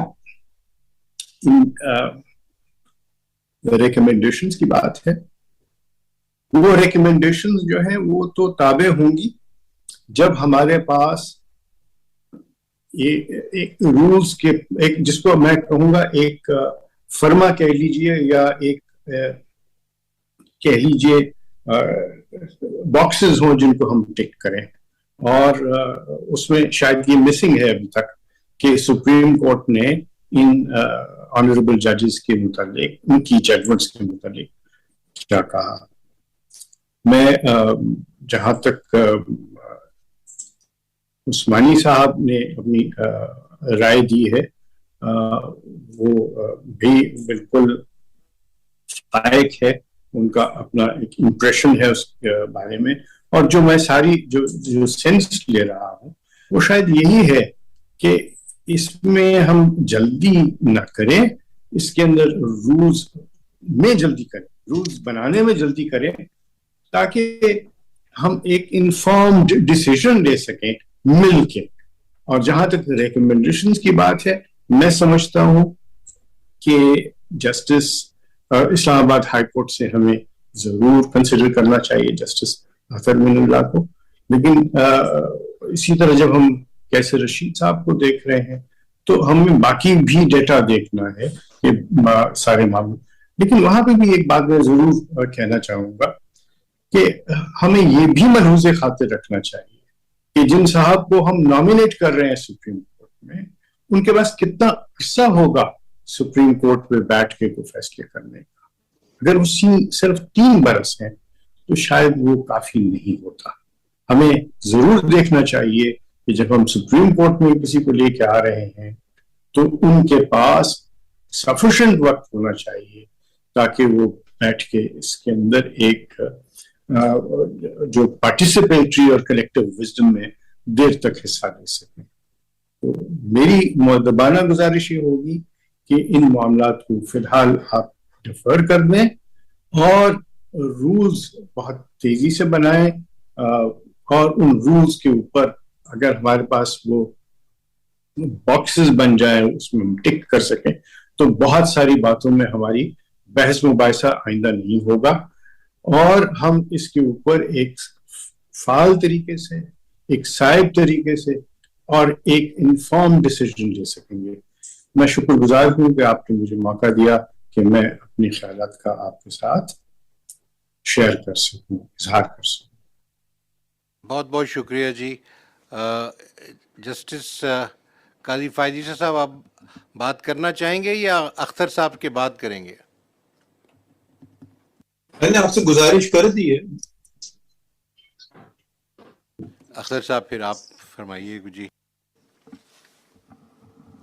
بہت بہت شکریہ سر. سب سے پہلے میں بھی جسٹس سجاد علی شاہ صاحب کو ویلکم کہوں گا کہ وہ پہلی دفعہ کمیشن میں آئے ہیں، اور دعا کروں گا اشترا صاحب کے لیے کہ ان کو اللہ تعالیٰ جلد سے احتجاب کرے.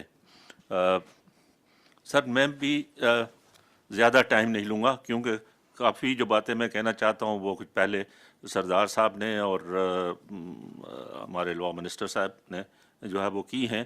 And I will also start with the seniority principle. یہ ابھی کی بات نہیں ہے، میرے خیال میں مجھے یہ 5واں سال ہے کمیشن، تیسرا चौथा साल है कमीशन में, शुरू से ये हम कह रहे हैं, और मैं नहीं कह रहा हूँ, बार मुत्तफ़िक़ा तौर पर तमाम बार काउंसिल्स और तमाम बार एसोसिएशंस ये कह रही हैं रूल्स के अंदर अमेंडमेंट का और सीनियरिटी प्रिंसिपल को एडहेयर करने का, और जहाँ तक उसके साथ क्राइटेरिया का, कॉम्पिटेंस का ताल्लुक़ है, और या 4 बातें जो आपने अख़ज़ की थी उन जो एक ही मीटिंग हमारी रूल्स कमेटी की हुई उसके बाद, यानी कॉम्पिटेंस और integrity in capacity and temperament, ये सारी मैं समझता हूँ कि हम रूल्स के अंदर इन चीज़ों के बारे में डिटेल से आना चाहिए, क्योंकि जब हम रूल्स की बात कर रहे हैं तो सिर्फ सुप्रीम कोर्ट के लिए नहीं है, वो हाई कोर्ट के लिए भी है, और फिर हाई कोर्ट के अंदर एलिवेशंस वकला की तरफ से भी है, एलिवेशन फ्रॉम डिस्ट्रिक्ट जुडिशरी भी है, ट्राइब्यूनल्स से भी लिए जा सकते हैं। तो तमाम आस्पेक्ट्स के बारे में हमारी फर्स्ट जो है वो मदबाना रिक्वेस्ट फिर इस कमीशन से और चेयरमैन साहब से है कि हमें रूल्स फ्रेम जल्द से जल्द करने चाहिए। और जिस तरह से पहले रूल्स कमेटी कई दफ़ा बनी लेकिन वो उसके बाद फिर उस पर काम नहीं हो सका। सेकेंडली, जहाँ तक ताल्लुक़ है सिंध के अंदर जो है वो जजेस की एलिवेशन का, तो सबसे पहले तो सर मैं I am very grateful and thankful to honourable chairman and honourable chief justice कि इस मीटिंग के अलावा भी उन्होंने कई दफ़ा डिस्कशन की और मौका दिया हमें बात करने का। तो हमने ये अर्ज़ किया कि ये जो हमारे चीफ जस्टिस साहब हैं सिंध हाई कोर्ट के, उनका नोटिफिकेशन एज एन एडहॉक जज अभी तक है, विथड्रॉ नहीं हुआ टू माई नॉलेज। अगर उनका नोटिफिकेशन एज एन एडहॉक जज अभी तक है तो वो उनको ये कैसे नहीं कह सकते कि वो कॉम्पिटेंट नहीं है टू बी ए जज ऑफ दी सुप्रीम कोर्ट। तो इसलिए पहले हमेशा मैं ये अर्ज़ करता रहा हूँ कि भाई पहले उनके बारे में डिसाइड करें कि भाई वो, और अगर इसके बाद अभी वो उनको परमानेंट जज बनाने से अगर वो आने के लिए भी इनकार करते हैं तो फिर आई एग्री विद सरदार साहब के उनके खिलाफ फिर कोई और कार्रवाई होनी चाहिए। तो इसलिए पहली चीज़ तो यहीं से हमारा सिंध हाई कोर्ट के बारे में मसाइल जो है वो शुरू होते हैं, और उसी वजह से पहले भी मैं यहाँ खुशकिस्मती है हमारी सजाद अली शाह साहब भी मौजूद हैं और सरमद साहब भी कि हमारी हाई कोर्ट के अंदर काफ़ी चीज़ें इन कई सालों के अंदर जो है वो ये चीज़ें हो रही हैं, और जजेस के अंदर भी, और मैंने बगैर इस मीटिंग के भी कहा है कि एक अरसे तक जजेस टी रूम में नहीं जाते, एक दूसरे के साथ जो है वो एंटेगोनिज्म है। तो ये सारा डिपेंड करता है लीडरशिप पर कि अगर चीफ जस्टिस साहब जो है वो कमांड रखते हैं और बोर्ड हैं और चीज़ें हैं तो हाई कोर्ट की फंक्शनिंग भी बेहतर होगी। मैं सर कल मैंने एक लेटर रिसीव किया, रेजिग्नेशन आज वो अखबार में भी आ गया है किसी एक सिविल जज का, और वो सिविल जज ने जो है वो 6-7-8 पेज का लेटर लिखा है, सो नाइसली रिटन लेटर, और so he has analysed the functioning of the judiciary, district judiciary Sindh में।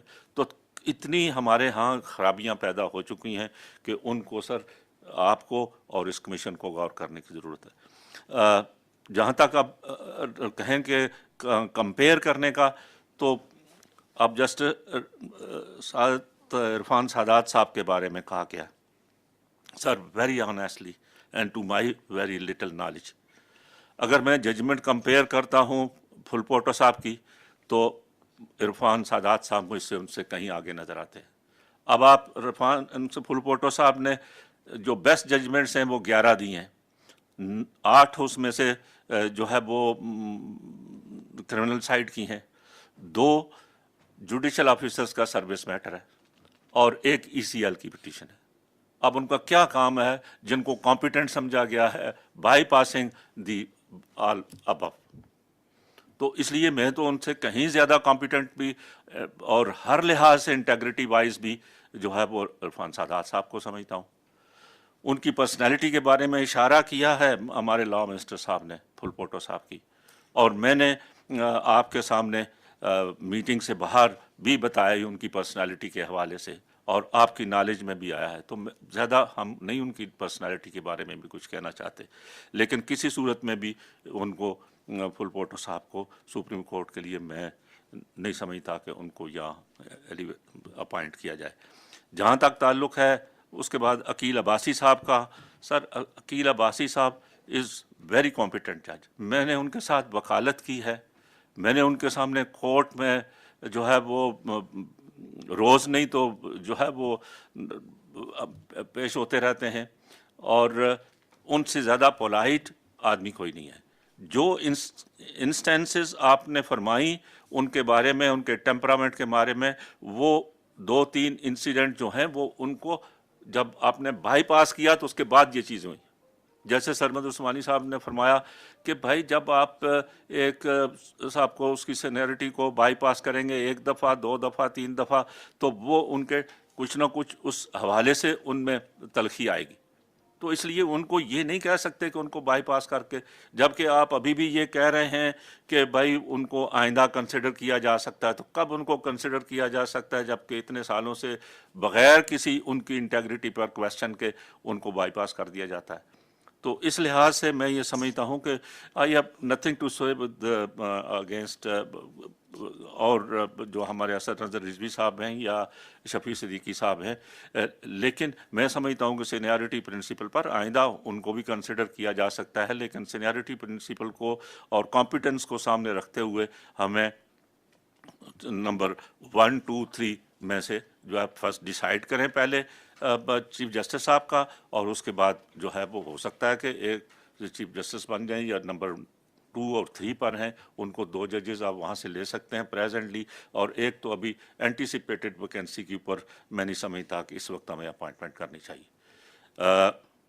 جہاں تک تعلق ہے ہمارے لاہور ہائی کورٹ کا, تو وہ میں ایگری کروں گا لا منسٹر صاحب سے کہ ان کی میری تو اپیرنس ان کے سامنے ہے نہیں, ان کی جس حد تک ججمنٹس دیکھی ہیں میں نہیں سمجھتا کہ اس سے نمبر 1, 2 والے بھی وہ اتنے کمپیٹنٹ نہیں ہیں یا ان کی انٹیگریٹی کے خلاف پر بھی کوئی کویسچن نہیں ہے, تو اس وجہ سے میں ان کو بھی نہیں سپورٹ کرتا. تھرڈلی جو قیصر رشید صاحب کے بارے میں کہا گیا ہے وہ یہ بات صحیح ہے, میں اس سے ایگری کرتا ہوں کہ جو نیکسٹ 2 ججز ہیں ان میں ان کی سروس میں بھی سینیرٹی میں بھی زیادہ فرق نہیں ہے, تو ان کو بھی کمپیئر کر کے سبسیکوینٹلی ان کو فی الحال ڈیفر کر دیا جائے. لیکن پریزنٹلی جو نامینیشنز آئی ہیں میں ان کو I am not in a position to support it.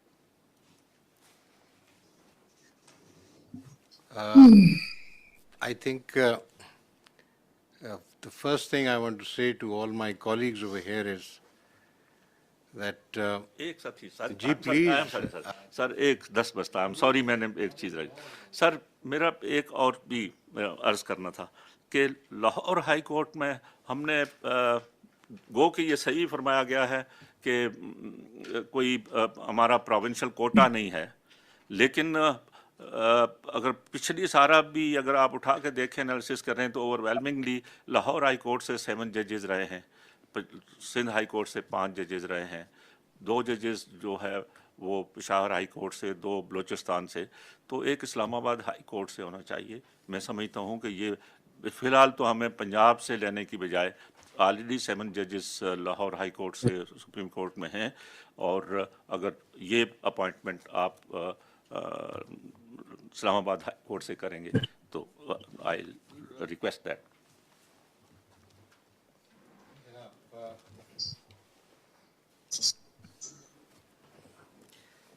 I would like to thank all the members of the commission for giving their valuable thoughts. I would have requested Justice Faiz Isa to express his thoughts, but he doesn't want to share them till I've spoken. Out of courtesy, Justice Faiz Isa, I'll say something now. But if you have something that requires my input, I would then respond to that. First thing that I can gather from our discussion today is that mashallah, the learned two judges, Justice Tariq Masood Saab and Justice Sarmad Usmani Saab, are both of the view that Mr. Pulpoto writes average judgments. This view appears to be shared by Mr. Akhtar Hussain.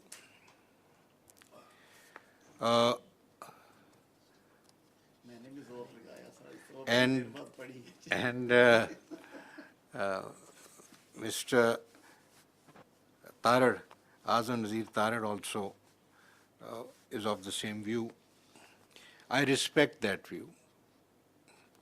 And so I think one thing we can decide is that we will not press his name.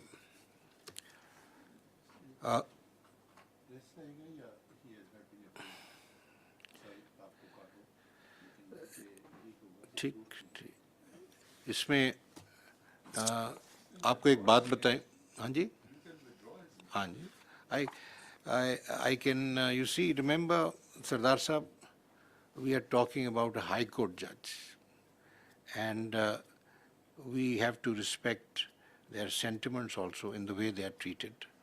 Just like Mr. Akhtar Hussain and Justice Sarmad Usmani Saab have spoken about how the temperament of Justice Aqil Abbasi may have been affected by the events that have taken place in the recent past. In the same way, we must always remember that whilst treating judges, we must extend them courtesy and respect.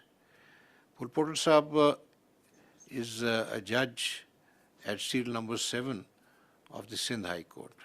He is doing good work. He did not come to us for recommending him. It is on my own inquiries that I selected his name. So if not today, if tomorrow he is good, he'll come. Otherwise, there are 9 people sitting here. They will again analyze his work and come to a conclusion.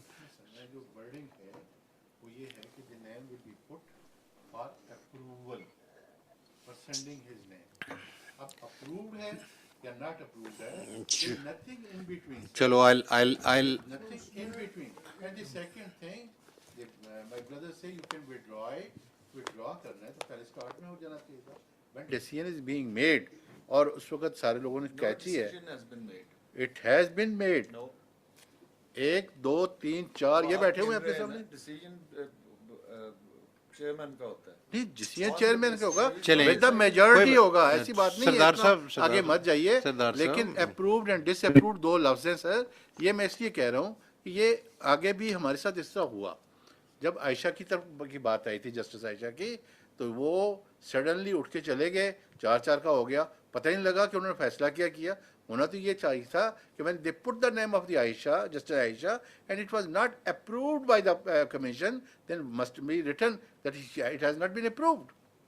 और ये देखें sir ये इस तरीके से इससे तो फिर मामला ही नहीं एंड होता रोज़ दूसरे दिन फिर वही बंदे आ जाएंगे जी तीसरे दिन फिर वही बंदे आ जाएंगे आ सकते होंगे तो मुझे कोई इतराज़ नहीं है लेकिन एटलीस्ट टुडे जो आज वर्ड है वो ये है कि their name has been disapproved बस दिस यू नीड यही मिनट्स में आना चाहिए Chale, we'll keep that in mind. We'll keep that in mind. You feel very strongly about this because you did the same thing when we had said the same thing when we had the Sindh High Court elevations in mind under consideration. And I understand your point of view. You are concerned that once someone is rejected, then he should not come up again. बस ठीक है constitution बताएगा हाँ जी लेकिन इस वक्त यही है कि their name has not been they have not been approved ये चले ठीक है जी understood. Now with respect to the other names, the suggestion which appears to have been made is that we should settle the rules. and thereafter take up these elevations. So, on those names, I think that there is no serious objection right now on a one-to-one basis, and there is, on the other hand, a suggestion that we should consider some other learned judges who have been mentioned during the discussion on account of their competence and capability and so forth, integrity being the first, for elevation to the, or for appointment to the Supreme Court. So, in relation to the remaining judges or judges that I've proposed, I would say that let's defer this meeting and examine the possibility of reducing our criteria into a firm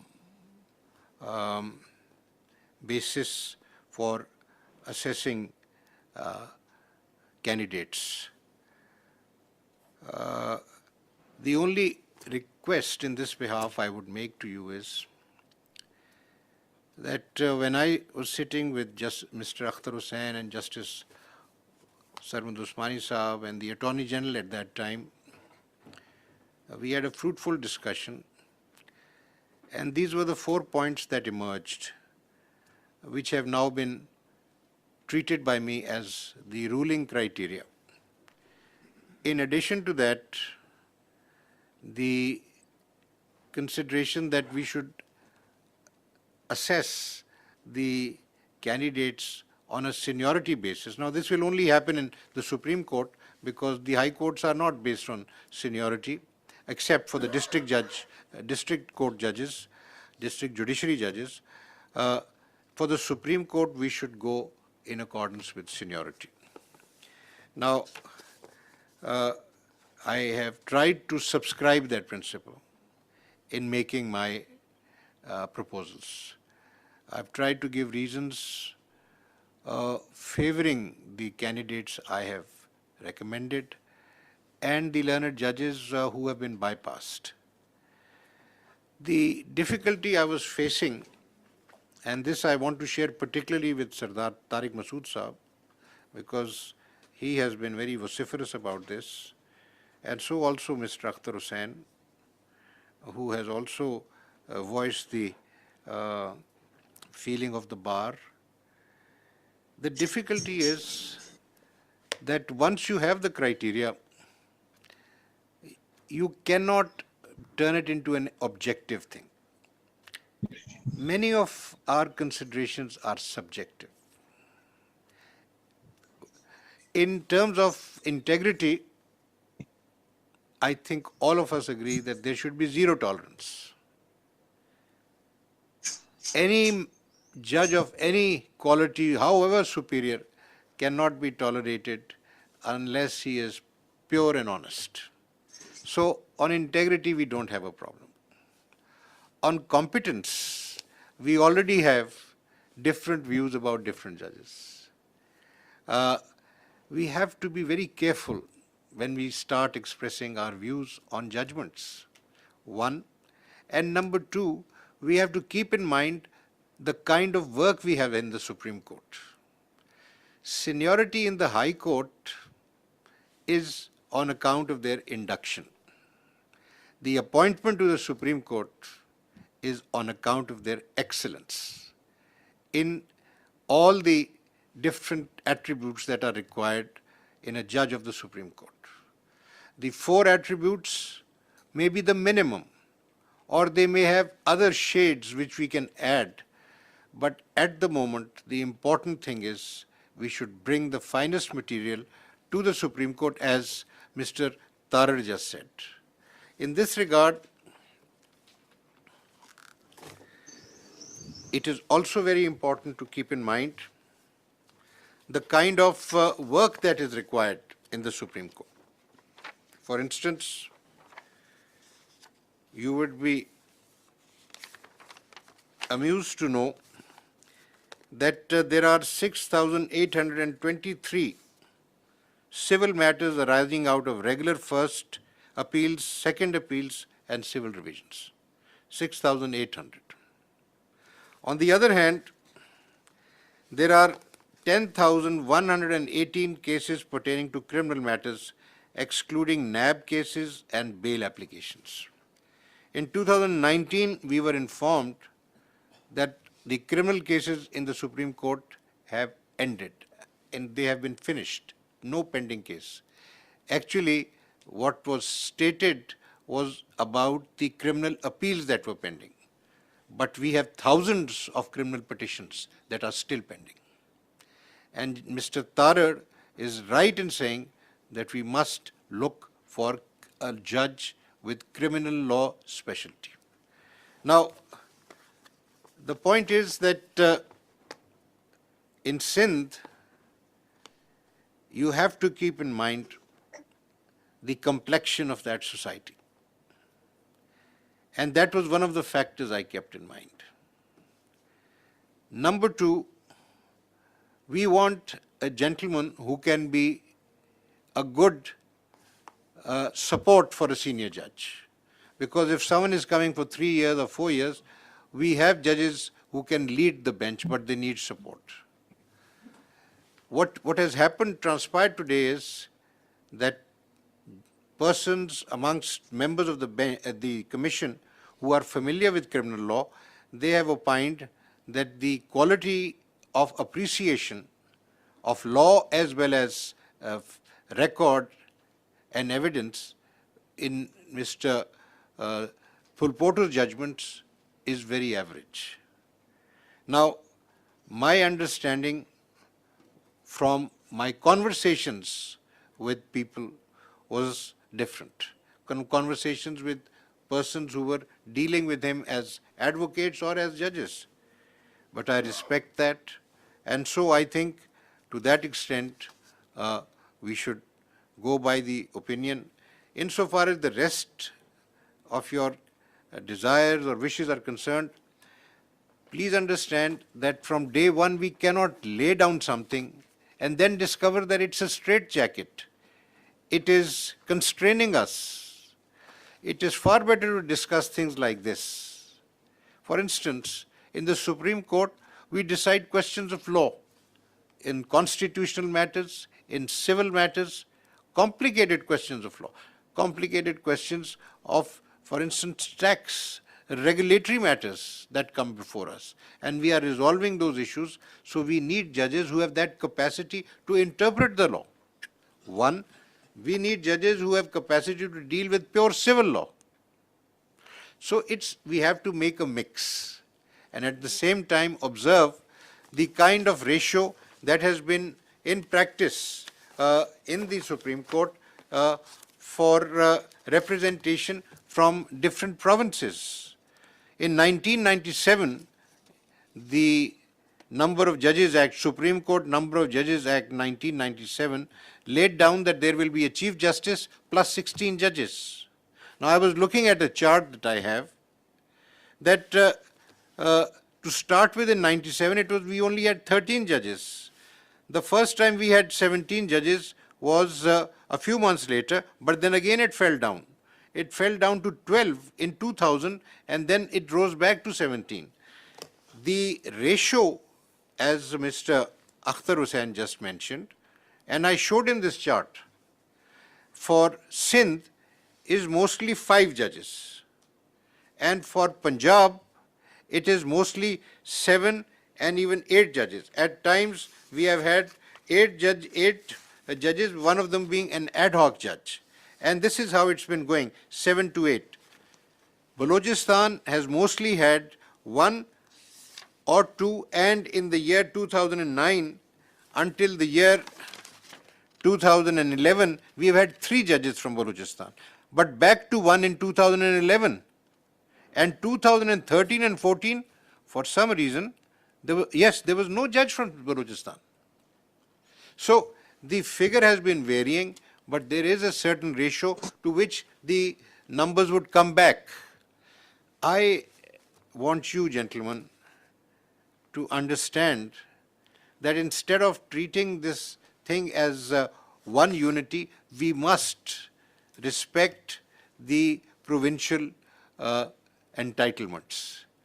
This has been done as a convention by the Supreme Court. So on that basis, what I suggest is we should be thinking of increasing the numbers.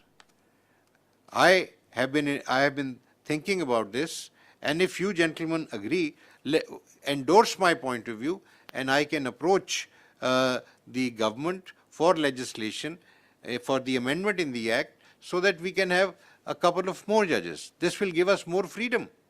And in any case, with 50,000 cases pending, we need more work to be done, which requires more hands.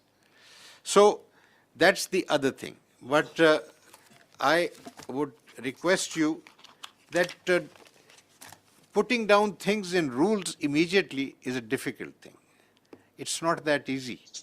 If we sit down and start analyzing the different facets of a judge's character, his disposition, his work, and so forth, we might, with experience, be able to refine that.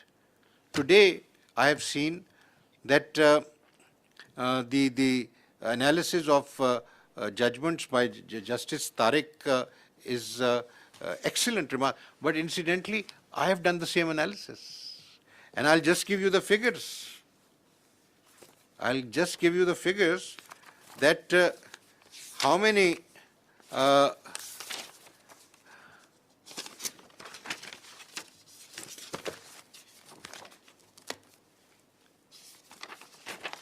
the data that you have from the data provided by the learned judges, and these are judges, all the judges from the Supreme Court and all the judges from the Lahore High Court, but obviously only one judge from the Peshawar High Court. Sir, one of the lowest figures for reversal of judgments by the Supreme Court is for Sayyid Hassan Azhar Rizvi. He has had the finest record in terms of judgments. Mr. Nadeem Akhtar, who is a very fine judge, sir, 15.8% of his judgments were reversed. And I'm basing it on the written data provided by him. If I go to Pulpoto, it is 18%. And Shahid Waheed is 7%.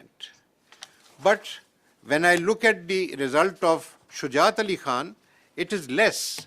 But you look at his work. What is the diversity? Most of his work is in writ petitions. He's deciding rent matters in writ petitions, family matters in writ petitions. The main thing is the core work lies in appeals or revisions. He hasn't done that. He's never worked really on the civil side. So what we do today is, let me request all of you to apply the same criteria. If you need more data, I'll bring the data. But if you connect it with the framing of rules, that will take time. We will be short of 5 judges next month. And we have 50,000 cases to decide.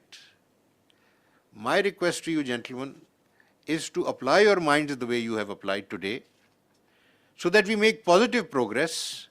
When we evaluate the next candidates, give me any more criteria, any more data that you want, I'll put it together. And you know, the other thing which I must inform you about is that on account of the criticism that our registrar has faced, he has gone on leave. And he's told me, sir, I'm a grade 22 officer, I've had a good career. I can't work in these conditions. What is the result, Sardar Tariq Masood Sahab? Sir, I have written all this material. I had no assistance.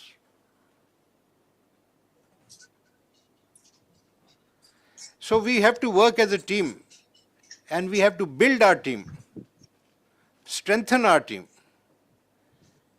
And that means that whatever we do, it must have a certain degree of coordination and understanding.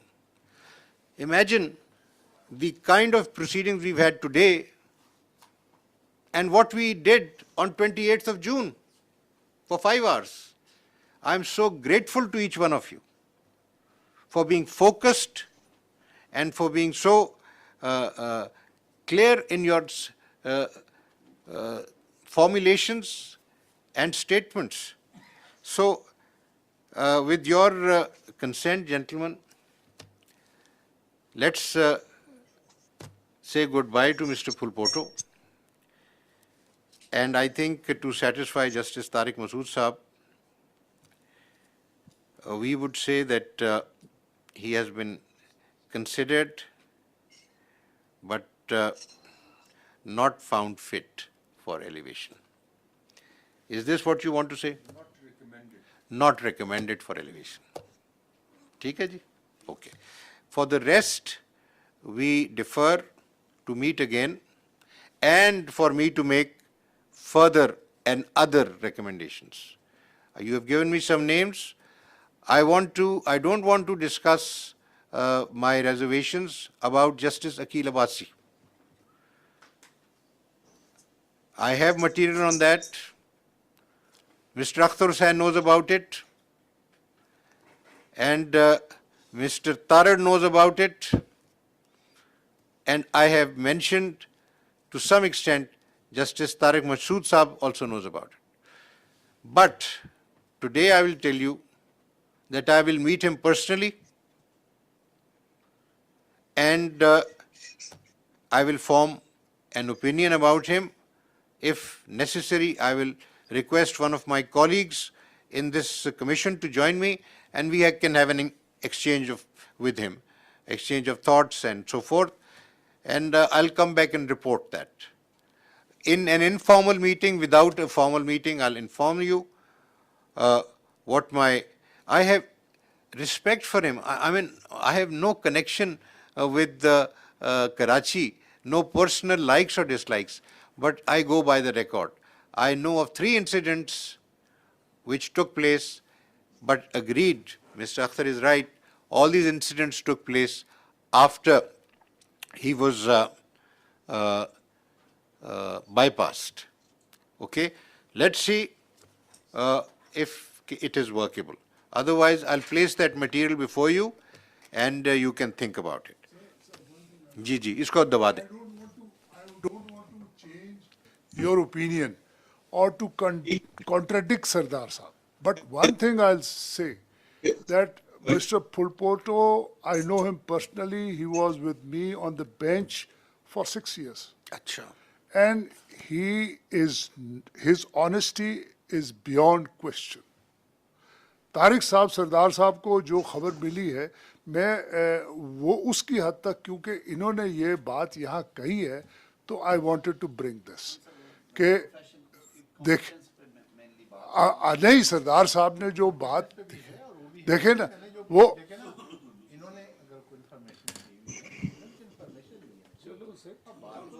नहीं देखे वो मैंने एक आई just wanted to मैं इनको contradict नहीं कर रहा. पहले मैंने ये कहा है, मैं किसी को कॉन्ट्रडिक्ट नहीं कर रहा. बट जब ये एक बात आई है इंटीग्रिटी पे तो I just wanted to bring it on. आप बिल्कुल ठीक कह रहे हैं and it will be very hurtful for him.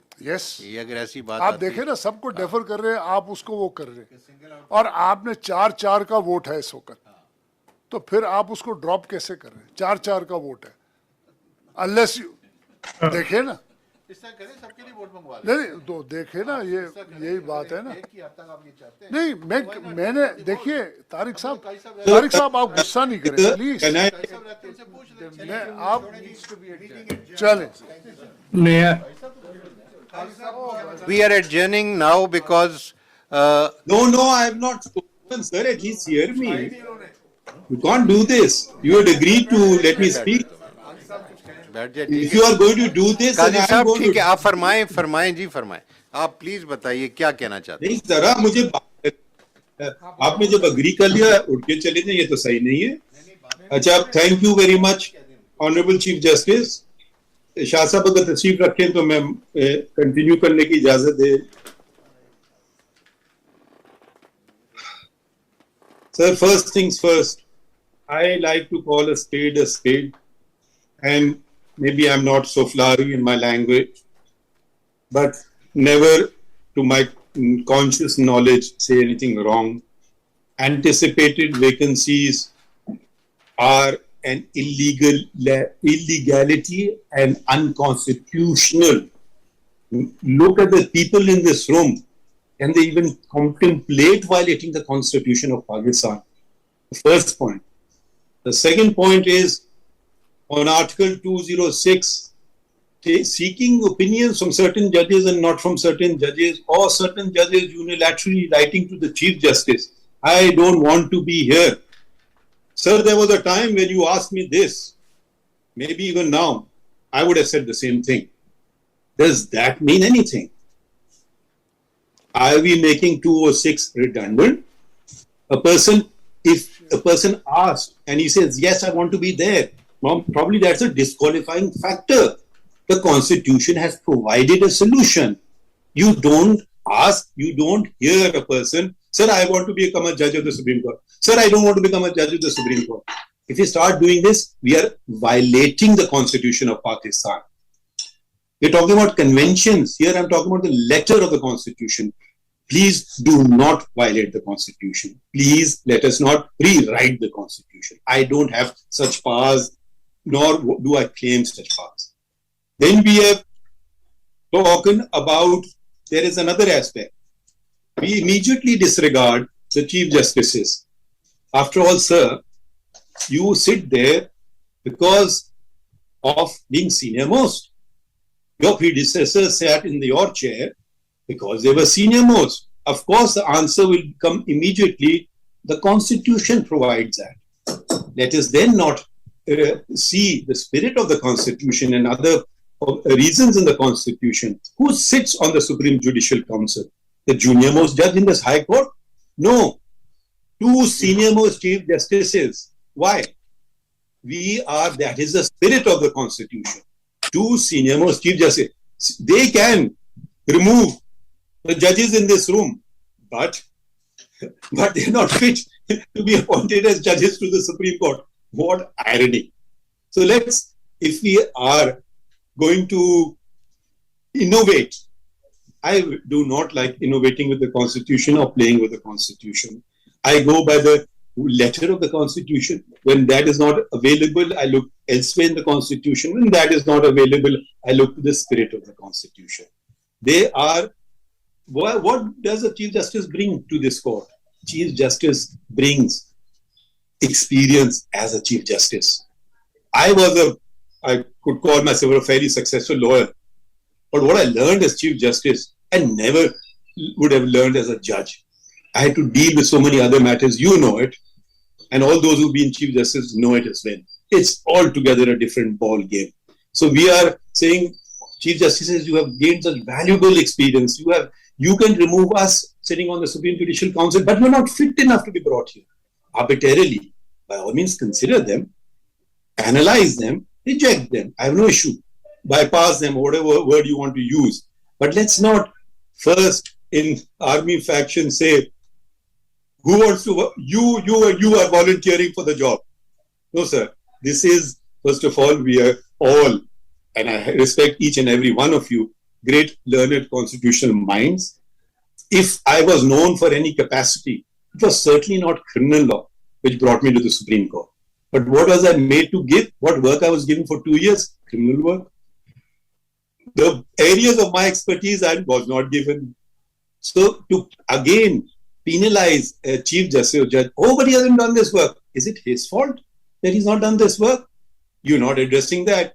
Naturally, can Akil Abbasi or can Pulpoto or whoever say, I want to be given that work? I considered Sardar Saab and his expert in criminal law. He sat with me in a civil law and I was stunned. His ability, I mean, for a person of this experience, it doesn't require much to shift gears. I hear cases of a law I've never heard about. And you need analysis, you need analytical skill. It is not after 40 years of learning, if you can't do that, and if you don't know basics of civil law or basics of criminal law, then sorry, sir, you don't want to be elevated to the Supreme Court. You should be shunted out of the judiciary. Full stop. I was stunned with Sardar Saab's analytical skills on civil law. I had the opportunity, brief, pleasant opportunity to sit with him. As far as temperament, we are stressing temperament and law. Sir, I have sat with some chief justices. Shall I mention their temperament? They were obnoxious.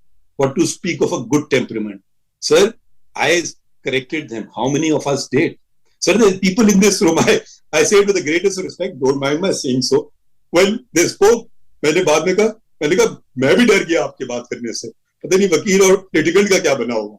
Not that that was a style of speaking. It wasn't that they were downplaying it. But I got scared. I said, sir, khairyat to hai. So please, there is no disrespect intended, and that's why I'm not naming them. So let's not make these artificial constructs and then fit a square into a round hole. So that is not on. And so with the greatest of respect and humility and the greatest of respect that I hold you in, you don't have the unilateral power to nominate anybody. You are equal. We, all of us, nominate, not you. Then we, all of us, carry one vote and decide. Hopefully it doesn't come to ballot casting and winning and losing. This is not about winning and losing. This is looking to the future. Now you are bypassing chief justices and senior judges. I have the chart before me and I just opened it on the internet. And take, for instance, Balochistan. Balochistan, the senior most and the chief justice and the senior most judge will retire in a couple of years. There cannot be better judges in the entire high courts of Pakistan than they are. You have spoken about, I know this person and I know this person. Nobody has mentioned, I know Chief Justice Naeem Akhtar, or I know Senior Puni Hashim Khan Kakar. So, and to say that there are no other experts, Jamal Saab Mandokhail is an expert in constitutional as well as an expert in criminal law. His name, why was it not mentioned? Because for the simple reason, you don't know. But you're not prepared to hear people. You say, I met, with the greatest respect, sir, you met Akhtar Saab and you met so and so. Sir, we share a common boundary wall. You never meet me. So, but anyways, that's your discretion. I can offer some bad advice or maybe some good advice at times. So these are matters of grave urgency. Criteria committee, I was not a part of. Chalo, Sir, you headed it. Let me please, sir, please, sir, patience. I heard everyone. Sir, I didn't utter a word this time. So I did not, and then you signed that we have to meet again and then you produce a criteria. So, sorry, sir, it is, as a Muslim, it is my duty to, if someone speaks wrong, to say so. So that is wrong. Your own handwriting says the criteria has not been settled. Competence, integrity, can anybody say, no, we want incompetent judges. No, we want judges with integrity. No, we want dishonest judges. That's a given. That's no fundamental brainer that we want this. We want how to analyze. Now, why we discarding, why we choosing straight away going to judges who are at way below the seniority? Is there any justification? Are we even, no mention is made of Ahmed Ali Sheikh, one letter, and what he went through is hell. I went through hell. I can say, I don't want to be a judge of the Supreme Court. So, is that enough? If I don't want to, I'll resign.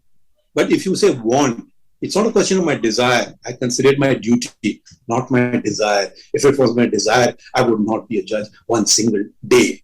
I have become a judge. Now I'll do my duty. Sir, चले my dying ये आप काजी साहब sir जरा 2 minute और बात करने दें। काजी साहब अब ये इसको आप मुकम्मल करें ना, बात तो आपकी हमने मान के एक प्रॉमिस आप करें, आपको बात को आप एक प्रॉमिस कर दें मुझे कि जब आप इस्लामाबाद आते हैं तो आप इस अंदाज में मेरे साथ बात करेंगे जैसे आप कर रहे हैं, तो फिर इंशाल्लाह देखना कि हमारी कितनी आपस में डिस्कशंस होंगे। मेरा अंदाज सर बहुत अच्छा है, आप भी थोड़ा सा मेरा अंदाज आराम सरदार तारिक साहब को भी बिठाएंगे अपने।